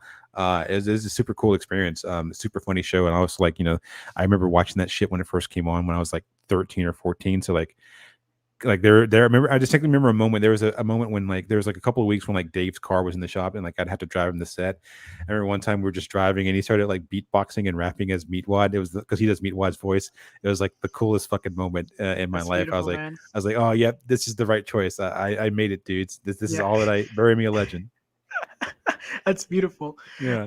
XV Richford asks us, how common is it to begin with a plot line and purposely leave it alone just to hit it at a later point? Example of being the hold-the-door twists. Oh yeah. So, okay, go ahead. Yeah, he said epic, by the way. Okay. Yeah, it's one of those things where like I can't speak for that show because I never read the books, so like I don't know if that's something that they made up or if that's something that's from the books. But like, I think that's pretty common. I think definitely more so for like the drama shows. Like for most of the comedy stuff that I've written for, it's one of those. I don't know how much they plotted out, but like for Rick and Morty, it could be like, well, remember that character that was in this thing or this one thing that we dropped in like season 3? Like it'd be cool to like see where that led to or like pick that back up. So like it could be a thing where like they plant stuff intentionally and then like, oh, we'll come back to it later. Or it could be like, hey, I thought it was really interesting how this character popped up and like they reacted this way. It would be cool to like see that through and like follow it through and just see, what they're doing now. I think when it comes to stuff like the Dr. Wong of it, like that seems like a thing that they were planning and that as they went along, you'd be like, oh yeah, it was kind of cool having Rick get dressed. It was cool seeing Rick lose intellectually to someone who was just a normal human. Like, he visions himself as this god. And like, that's again, an offering. So like, you can go back through and be like, oh yeah, what if the family went there and like they started to get better? Like what if Beth and Jerry started working their shit out? And like, there was a whole season, I don't know if it was season 3 or 4, where like they were like divorced and like Jerry was like living in some shitty apartment across town and like Beth was like sort of thriving and doing her thing. And then like you learned that they got back together because they started going to see Dr. Wong. So like those have like been my experiences, like the little breadcrumbs that you drop and then you see things pick back up. But I can't speak for drama, but I'm sure they do that shit too. You're like, oh, this is a really cool idea that we could pick up in a couple seasons. Like I'm sure Game of Thrones do that shit all the time. Oh yeah, definitely, for sure. Deke Lord says, Sig, you are a hero for many. Oh, that's beautiful. Oh, thank you. You too, Orengo, you too. Oh, thank you. I appreciate it. Liquid Nebula writes, that's just beautiful. Ah, perfect. Appreciate. So we haven't gotten to the comic book stuff, and I want to get to comic book stuff for a second. So I'll kind of just baseline, same question. How much of a creative freedom do you have in terms of the Miles Morales comic book that you did, the number 25, which was a collab between a lot of writers, and the kind of ongoing one that you're kind of doing right now with Spider-Man proper. Like, is the baseline like, oh, as long as it's Peter Parker, you can go nuts, man. Just don't kill MJ for us, please. Like, what's the level of like what kind of amount of freedom do you have? What do you have to stick to? Is there a crossover event that you kind of have to think about 5 months down the line? Like, what's up? Yeah, I mean, so far, so of the things that I've written, I had a pretty big freedom. Like, there were obviously status quo things. Like, I'm not gonna, like, you can't kill, Miles Morales in my issue, but like, honestly, like, so for Miles, that was like a short that I did, and basically, my editor Nick Lowe, who got me the job, he went the person that Zeb introduced me to. He sent me an email, but like, hey, at the time, this was like mid 2020. He was like, hey, I've been toying around with putting together this like Spider-Man anthology, like just a one-off, like celebrate him. Would you be interested? I was like, yeah. Can I pick which Spider-Man? He was like, yeah, sure. I was like, I would love to do Miles. He's like, great. You got 10 pages. Do what you want to do. And I'm like, I sent him my outline. And like, I sort of visioned it as like a short film. Like, you have, 7 minutes to get in and out and keep a really small slice of life story. So that's what I went with. And like, it seemed fun. Like, I like the artist, like Natasha Bustos, fantastic Spanish artist, Black Spanish artist. And like, I was a big fan of theirs. And like, I just loved my first book out the gate was for like, my Spider-Man, like, the Black Latinx Spider-Man. I loved that like my artist was like a Black person. Like, I loved that like just out the gate, like I got to do what I wanted to do. Yeah. And that led to this one shot, which is those are just like one-off comics. For those who don't read comics, are usually like 30ish pages, so a little bit longer than traditional comic. And for that one, that was part of a crossover event. Like, it was a tie-in. It was called Siege Society #1.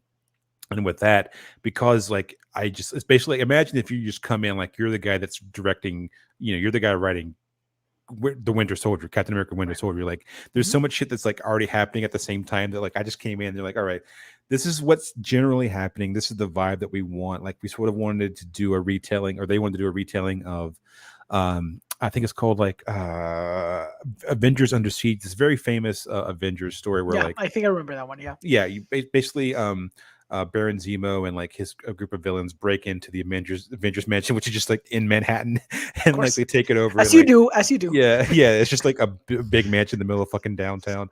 But it's like he takes it over and like he beats the Avengers and blah blah blah blah. And they're like, we want to do like a version of that for this event, because there's an event called Under Siege, or I can't remember what the event was called, but basically in this world the Avengers never were. It was this group called the Squadron Supreme. They were like Marvel's version, like take on like DC, like Justice League. Yeah. And so like they're like, let's do that, but with like these characters. And they're like, since this is a one-off, this is like a battle book. So like basically, you can put it's a battle royale, put people in there. Most of them can die. If you want them to die, you can do that. Like, these are the main characters that can't die because they're going to be happening. They're supposed to be in other books, or this is happening concurrently. Blah blah blah blah. So they sent over like a list of like 10 characters. 10 or 12 characters, like 6 per side. Like, these are loosely who we're thinking the team is. Like, if you have pitches, you could pitch some ideas. And like I pitched a couple of characters, and like, oh great. So like then we started writing it, and then like you would get like a message being like, oh, actually you can't kill that character because they're going to be alive. And what this is really when you see how an editor, like a comic editor's job, just seems so stressful, because they're keeping track of all that shit, like what's happening. Make sure there wasn't like a giant continuity that some freaking nerd on Reddit's gonna be like, whoa, these Marvel idiots killed the character and showed up 5 months later. Like the shout out, they were doing a lot of work. So like that for me is like, they pitched the general shape, and then I was like, oh cool, like it's like a sort of like a heist battle royale type thing. So like it was pretty loose when it came to like writing it. And like all the notes were just like, I came from TV, so like I would overwrite dialogue, because like that's what I'm sort of used to, because it's like Rick and Morty's a fast show, like they say a lot of shit in a short amount of time. So like that's what I was used to. They're like, hey, you don't have to worry about this, man. You got an art, you want to cover all that beautiful art with dialogue. I like, oh great, that makes perfect sense. So like if you read one for each side, like I think my big takeaway was like I wrote too much dialogue. There's just like fucking balloons everywhere, but like that's like you get a lot of freedom with that. And for the Amazing Spider-Man run that I'm doing, basically that was, so Zeb Wells, again from She-Hulk, He's sort of like the one that's like overseeing all that. So he was like, I want to treat it sort of like a writer's room. He's like, we had a lot of fun writing She-Hulk together. The writers that in the room with us, Kelly Thompson, she just won an Eisner for her Black Widow run. It's a fucking my favorite book. I yell about it all the time. Check it out. It's fantastic. Great art. Great emotional, like just character work. Like there's arcs to it. Like, which I know it sounds so base, but like, a lot of comic books, it's like, oh, they punch each other and then it's over with this. But like at the end of it, like all the characters go through things. They come out of the other side changed, and like it's sort of how like Matt Faction's like Hawkeye sort of like set the groundwork for like what the Hawkeye TV show was. Like my view of Kelly Thompson's Black Widow is that like if this had come out, like if they hadn't made a Black Widow movie, or if they make another one, this like would have been the movie essentially. yeah, this would have been what they based on, because it's so fucking good. It's like it's undeniable like how good the book is. And like Saladin Amin, he's the guy that's been writing Miles Morales for like the past 2 years. So like it's a stacked cast. So like that was a lot of like we sort of again like TV broke the season quotation marks together, and then you have so much freedom. You're like, hey, this is sort of what we have loosely happening over this course of like all these issues. And then our editor Nick would be like, all right, Zig, you get these 2 issues. We're thinking this for like the villain, if you want to use this villain, but like you don't have to, but like this is what we're thinking. I was like, oh, this sounds like a fun villain. Yeah, I would love to do a Kraven the Hunter. That seems like a fun, weird guy to write about. Or like we want to bring in like the Doc Ock of it. So like you want to write some Doc Ock stuff. I was like, yeah, but then that's really it. And then like you really have like you have a place that you just need to get to. Like by the end of this, this needs to have happened for like the overall story for the other ones going forward. But like other than that, like you can do what you want to. And I was like, oh, great. It's like most of mine are like, they're more comedic because like I write comedy, and like that's where I come from, and like I get to like basically write our stories. And then at the end of it, like the editor will come back through and be like, we need to move these things around. But like you have surprisingly a lot of freedom when it comes to like writing comic books, at least in my experiences so far, as far as like what you want to do. Because I mean, you read that shit, like it's built in that like things change. Like the status quo is very loose. Like new writers come in every couple issues anyway, so like that's the whole idea, is that you keep things fresh and new, and like that's so you're built in a lot of freedom when it comes to like telling the stories that you want to tell. Yeah, if not, there's a big cataclysmic event that resets everything. Yeah, resets it anyway. Yeah, exactly. Or if not, you have those in DC you call them Black Label, which is basically limited runs of like 3 to 8 issues, and you just go nuts with that. It's non-canonical, but it's like our reinterpretation of the character that just kind of exists on his own little thing. So exactly. And I know Marvel does the same thing as well. Lico Niebla says, I need that Black Widow in my life. So here's a couple of questions. And there's a couple of questions. We're gonna go through them a little, so I don't want to take up much more of your time. Lico Niebla asks, what is your favorite project up to date? It can be any of them. Go nuts. Oh boy.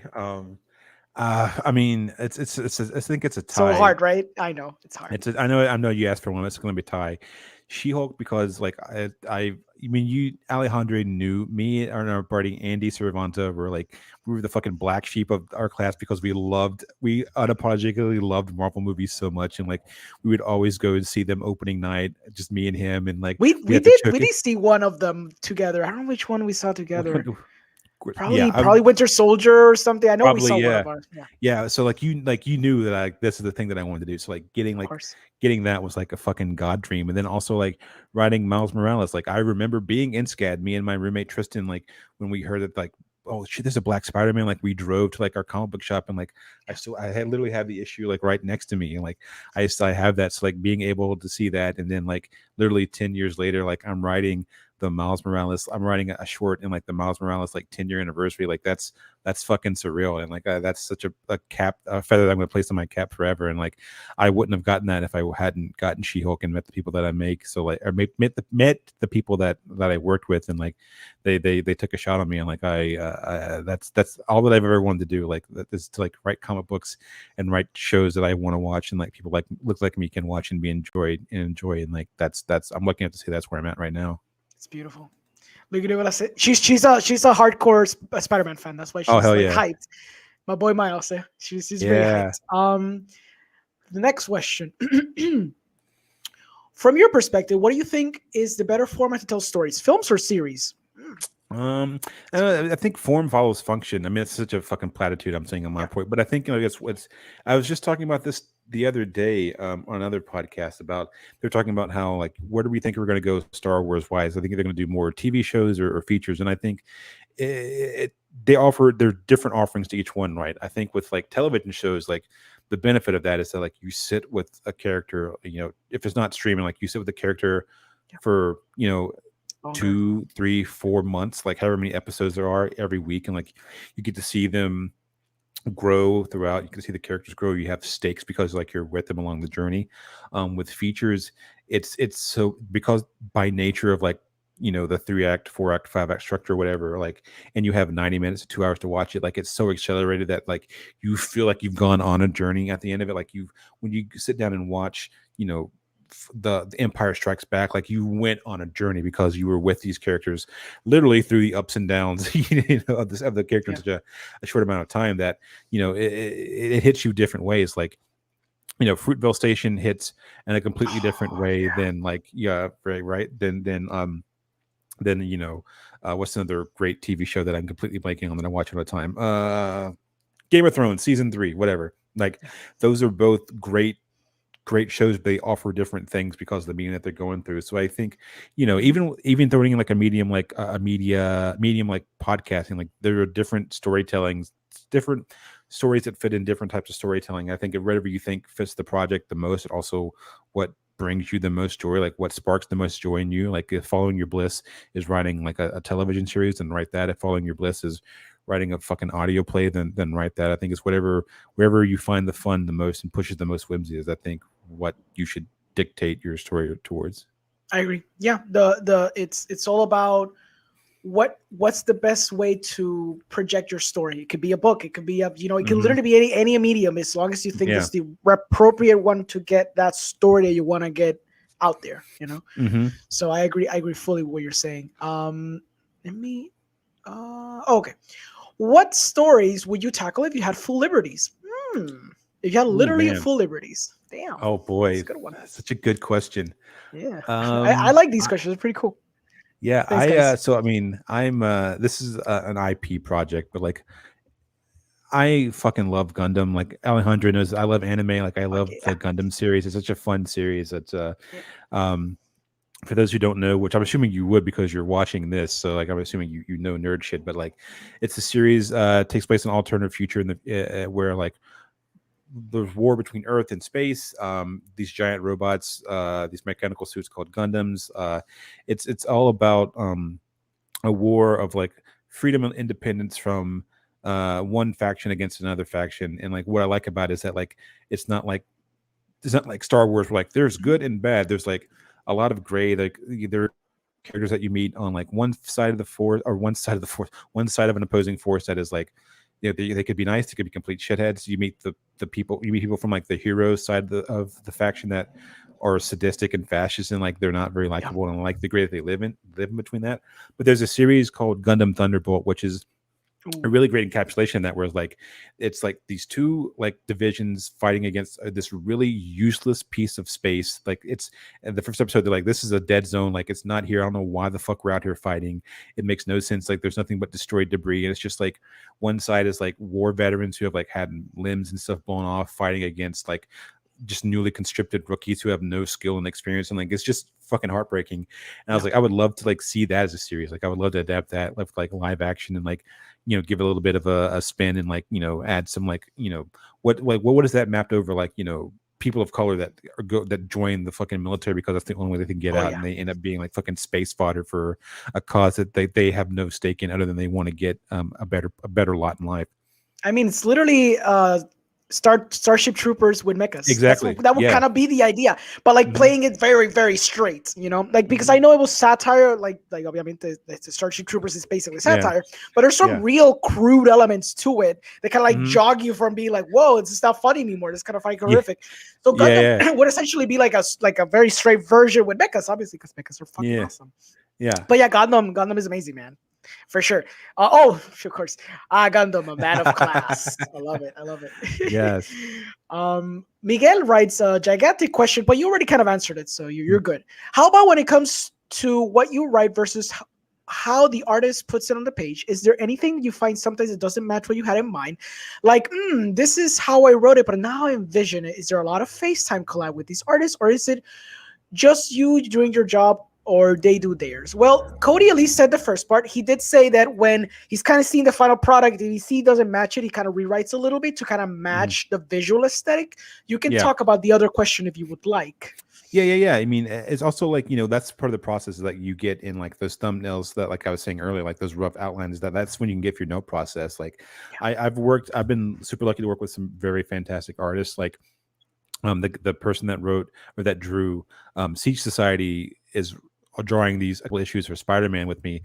Shout out to my boy Paco Medina. He fucking rocks. He's such a talented artist, and he's also one of the like just coolest dudes to talk. I've never met him. Like we only exchanged through emails, but like it's also very pleasant. Like, this is great, brother. This is such a fun script. I can't wait to collaborate. I'm like, your art is fantastic. So like a lot of that is like, awesome. We'll get some stuff in, and like there was a page where I had a car conversation between Spider-Man and someone else, and like the originally how I saw it in my head was like, I come from directing, so like I'm used to like, the lead character on the left and like the person on the right, and like that's just like something that's been beaten into me. And like when I got the pages, they were flipped. It was like the person on the right and like Spider-Man on the left, or whatever that I didn't like it. I was like, this feels so weird. Like I just have to say something. So I just told him, he was like, perfect, let's make it, brother. Awesome. I want to make the best thing possible. And like that's the great thing, is because also they're like, the way that you script out a comic book script is that like you'll be like page 4, 5 panels, and like panel 1 this happens, panel 2 blah blah blah, and then you'll have your dialogue. So like sometimes I'll have pages that'll be like, page 4, 6 panels, and like I'll get 4 back, and I'm like, oh, it works so much better this way, because like they're artists, like they have a visual eye, and like it's like working with the cinematographer. That's exactly how I think about it. Like I'm working with the cinematographer, making a shot list, and like, maybe I don't need 4 shots to cover what we're doing, and like we can do it in 3, or we can do it in less, or like maybe we can add more, or like maybe they have a thing called acting. That's what they call how they draw characters, like to convey the emotion. And like Paco is a fantastic, he can really capture some fantastic acting. And like sometimes there are pages where like I don't even put dialogue. I'm like, oh, I'll just let you just let that breathe. Yeah, exactly. Yeah. I hope that answers your question. No, that's cool, man, because I have seen comics, and back in the day they usually have like big blocks of text. My favorite, and I literally have the comic book right here because a friend of mine borrowed it. While I love Crisis on Infinite Earths, if you literally scrub through, it's like blocks of text throughout. It's fantastic artwork, but some of them just have blocks and blocks of text. I get it; it's a big event, but I do like when you let the art breathe a little bit, because this is fantastic art, that something gets bogged down by the gigantic exposition that you have. That's the one thing I learned from Siege Society is like, Paco Medina is killing the art. Let's just like, we can work in tandem. It doesn't have to be 50-50. It could be like 30% words and 70% art sometimes. Yeah, for sure. And it's super cool because you let some of the art breathe, you get your shot in, you get your story in, but there's just moments where you kind of like have to look at the what you're seeing. You're like, I gotta let this moment kind of exist, because the emotion's not gonna be conveyed if I literally have a monologue with Spider-Man say, I am sad. It's like, no, you see it with the amazing art. Why do you need to say it in a little stupid square? Don't. Just don't. Which is great. And I love that you kind of like well, of course, because you're a film person, you understand that some moments just need to breathe no matter what. Liquid Nebula asked 2 more questions and we're good. Who would be your perfect live action cast for Miles? Oh, Jesus, man, that's a good question. But Miles is straight up from the comics, physical wise, personality wise. Oh fuck, I don't know. This is how you can tell that I'm old, because like I don't know who the hot young like black the new actors TikTokers. Go ahead, say those TikTok kids. I mean, I the guy that did him in Into the Spider-Voice, the Spider-Voice, like I think he's like a fantastic. He was in this show called he's on that Baz Luhrmann Netflix show. The I think he's not the Get Down or some shit like that. But he's a fantastic actor. Like he captured Miles, I think, perfectly and Into the Spider-Verse. Like I'd love to see him take a live action crack on it. But because also like he's a little bit older. Like I like to see like older Miles. Like traditionally, I feel like Peter Parker's always lived in like that young mid-20s in my mind anyway. So like I would like to see that version of Miles, because I feel like Miles has always been like 16, 17 18 in the comics, at least from what I think of. So, like I Essentially, like yeah. this. You never kind of see like a little bit older. Like Peter Parker Yeah, was allowed to grow, but Miles, maybe because he's yeah, new, they still mhm, think they can kind of like take out adventures in a teenage years. That's why they haven't made yeah, him grow a little bit more. Maybe that's yeah, yeah, why. yeah, Maybe yeah. that's why. But I'm you know what? I'm a little sad that you didn't mention Donald Glover, sir. Why Oh did you not yeah, that's say right. Donald That's Glover? yeah, That it's was crazy. Yeah, supposed to be your it's right answer. crazy. It's crazy that one fucking shitpost ad campaign led to the Yeah, creation of fucking Miles Morales. Like that's so crazy. yeah. Oh my god. Oh, okay. So we have some people talking about 78 RX ALA Atlas. Atlas still on my deck. So we Hmm. keep very fine taste, sir. Yeah, She look, I gives have you a I walking have emoji. the RX-78. Yeah, Nice. Alex Gundam. So like I'm right there Go with ahead, you. flex, man. Flex. Go ahead and flex anything you want. Go ahead.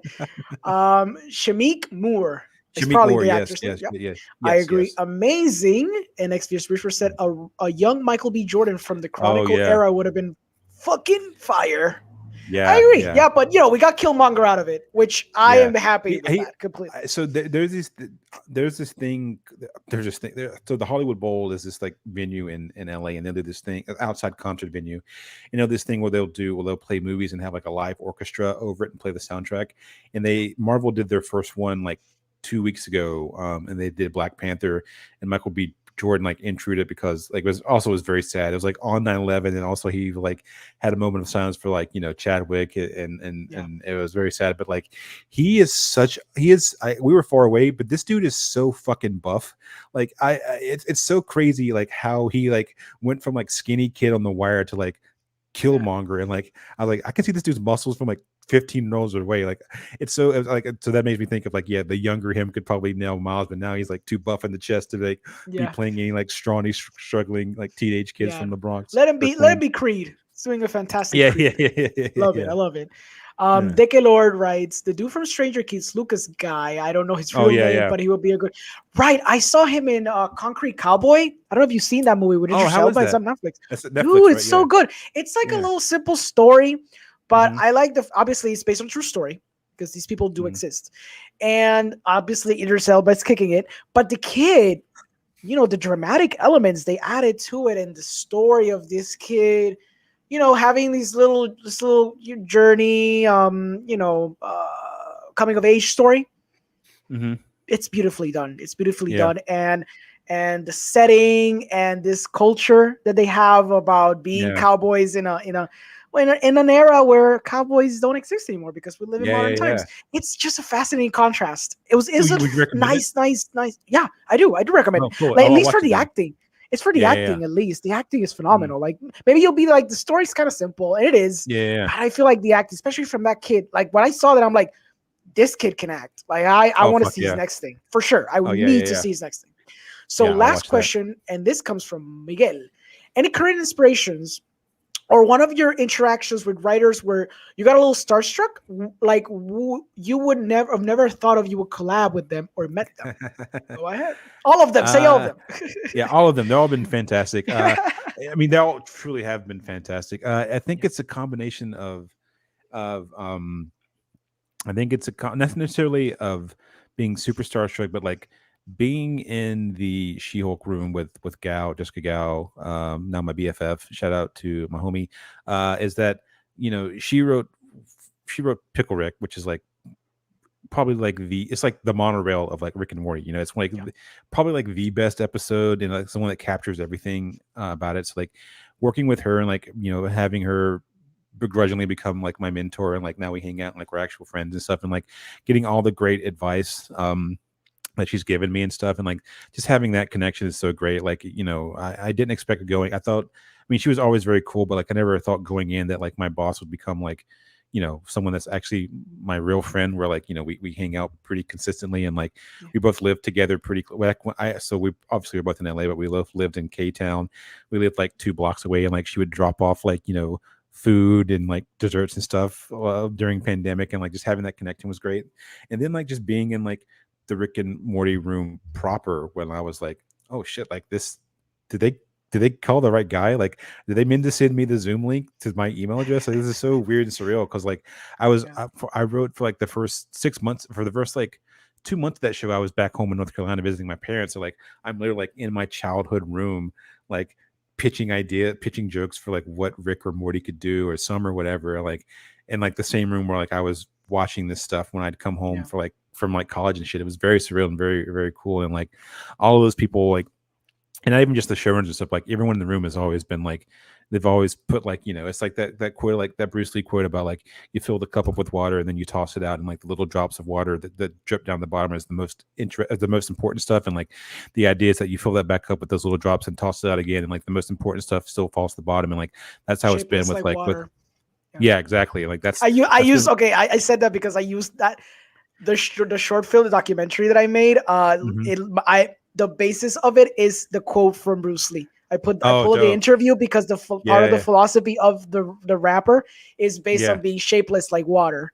Oh, that's dope. Yeah, that's clean. Yeah. So I love it. It's a great quote. This is all that we did in film school, people. This is a peek behind the curtain. Like this is all that we did for like 3.5 years. It was great. Yeah. But yeah, like they've all like the village. It's like, you know, it's all a village like rising the tide. It's like it's all been really cool and very kind of fucking surreal to be like, oh, this is where I'm like the thing that I wanted to do. I'm doing, and I'm very lucky to be doing it. Okay, so the last question, because this is a good one. Before I park my car, favorite comic, favorite book, favorite storyline in a series, and favorite movie. So I'm gonna leave it up there so you can. So favorite from the jump, favorite comic book movie. I think Black Panther. I think it's got to be Black Panther, and not just culturally, but like I love Ryan Coogler. I remember, I don't know if we saw Fruitvale together, but I remember going to see that and like just bawling my eyes out. And that's a through line for every single time I see a Coogler movie. Like Creed, bawled my eyes out. Fucking Black Panther is the first comic book movie that ever made me cry when Killmonger's character takes the heart-shaped herb and like he has that scene with his dad and Sterling K. Brown, and like he goes from a kid and his dad's like scene. You ain't gonna cry for me, and he's like no more tears, and like there's a match cut and then it's like adult Michael B. I was like, that's fucking beautiful. That's my favorite comic. My favorite comic book movie. My favorite like comic, I will say, oh, this is tough too. I'll say I'm going to say a tie between Invincible and Saga. Like I fucking loved Invincible when I first got it. Like I used to deliver Chinese deliver food for this Chinese restaurant, and right next door was a comic book shop, and I was like 19, 20. So when I got my tips, I'd go immediately spend it all on comic books. And the first thing that I ever remember getting was like the trade paperbacks for like Invincible. It was called like All in the Family. All of them were based over like sitcoms from stuff, and like I loved that series. And I remember reading it and being like, oh, this would be a great cartoon. And now, like 15 years later, it's a fantastic cartoon. Fantastic cartoon. Yeah. So good. And I love Saga because it's so big, and it's like it has the energy of Star Wars as far as like these are people that have TV heads, and they're just like, this is all the race. There's a talking otter race. They're super cute. Like it's a super fun series. So I think that would be my favorite comic, and that would be my favorite book. Will be with that. And favorite storyline. I want to say there was a Thor run a couple of years back where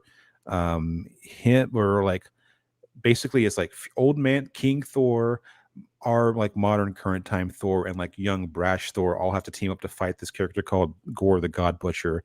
I think it's called Eric Rashad or Rebecca. I can't remember his name. People reading this, Google his name because I know that I'm not remember his name, but like fantastic art, fantastic story. But like it has like, you know, I think when people think of like Marvel and DC is usually like these are where the gods hang out, and like Marvel is like these are like normal people that just happen to have fantastical power, so it's easier in. But what I liked about that Thor run is that like it's, you know, Thor is a god, and very rarely do I think you see like god level characters get to have those big slug out fights in Marvel. So like, you know, it's this really cool like fight where it's like all the three different Thors fighting this character called God Butcher. And like, you know, it's one of those things where like, it feels like a battle of the gods where like, you can't comprehend how big it is, where like, you know, young Thor gets punched and like he flies across the solar system into a black hole, into like a sun, and comes out the other side. Nice. And like, Nice. you know, like it's all this, like, it feels like a battle of the gods where, like, you know, they're throwing fucking moons at each other. It's so gigantic and bombastic. And because, for me anyway, like, I don't see that often happen in Marvel. It feels like, oh wow, this is what it's like seeing old gods fight and like have like a titanic fight over, like, you know, sometimes you'll read comics, like you'll read like those comics, you're like, oh, this was Gorthar or Black Sex, he would spend his free time wrestling black holes. You're like, that doesn't make, how did I comprehend that? And then actually seeing it, you're like, oh fuck, this is cool as shit. So track down whatever that, what I think it's like Thor, just Google like Thor God Butcher run. That's probably like one of my favorite current series outside of obviously Kelly Thompson's Black Widow. You gotta check it out. That's one of my favorite books. Read. Awesome. Please write for Saga. They need to come back. There you go. So you have your next goal. Thanks to me. That's all you got to do. You just got to speak it into existence. Exactly. Yes, Saga. Heart emoji.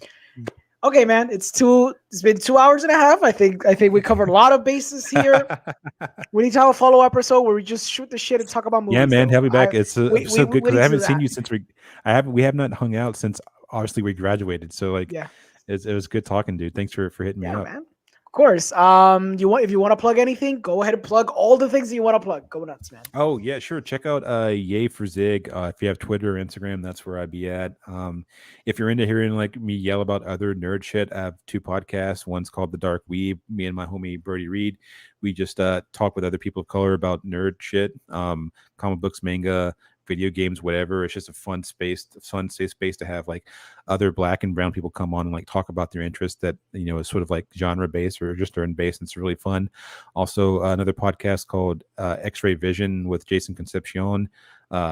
We do deep dives on nerd shit. We just did the first 3 episodes of Star Wars Visions. Before that, we did. By the way, good, bad?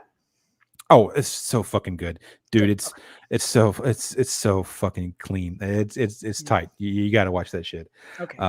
And you know, if you're into comic books, which I'm assuming you are because you're watching this, check out Amazing Spider-Man starting with number 75. That's when like all the new crop of writers came on for that. We made some really fun stuff. We had a really fun book. And actually, this month, at the end of this month, I think 29th, Miles Morales number 30, man. I got my second short in that, so read it. It's fun. It's a very fun time. I'm gonna pick it up on my local comic book store then. Oh, dope. Yeah. Awesome. Where you guys, you can find me here, CINE MÁS Podcast, where, you know, I interview people, I talk about movies, I do whatever the hell they want because it's my damn podcast. I also collab in the Movie Guy podcast, where Tuesdays and Thursdays we just talk about the stuff that we saw over the weekend. And currently, since we're watching What If, and probably we're going to talk about Star Wars Visions either tomorrow or on Tuesday, you're going to see me talking about that. Also, thanks to the lovely people at 15 Richport, which were asking me questions and we're hanging out in the chat. Thank you for all your questions, guys. I really appreciate with all my heart the little space that you gave me to talk about shit, because I'm always the elitist 824 guy in a room full of nerds. I always have to be that guy because when no one else is, so I have to always be even though I like the shit too, I'd be like, no, man, that Marvel movie was trash. You should see The Green Knight. So, please, that's high art, sir. So I appreciate XV Peachport for being here. I'm usually there with the guys at the After School Club, which they were on today. They talked about the latest What If episode, and they did talk about Star Wars Visions, but I told them I was doing this, so I haven't seen either of them, but I'll check them. I guess before I go to sleep, I'll watch probably What If. And I am also in Cine Nerds, where we talk about more cultured stuff. You know, last week we talked about Malignant, which was weird ass movie, hard to define. I'm still debating it on my head sometimes. And we talked about the first episode of Scenes from a Marriage, which stars Oscar Isaac and Jessica Chastain, which is a remake from Ingmar Bergman's original Scenes from a Marriage. Beyond that, just Google me and Google Cody, because he has short films. He has stuff he's done. I have short films. I've done stuff. And I really hope you enjoyed this episode. If you didn't see it live, go check it on Spotify, on Apple, iTunes, whatever. I don't know. Apple Podcasts. You can see it on Apple Podcast, Anchor. I'm all on those places because I learned how to do it on my own. A big boy. And nothing. I hope you had a great and wonderful evening. And before I go, Miguel says you're our elitist, and I love you for that. And I am, but I appreciate you guys.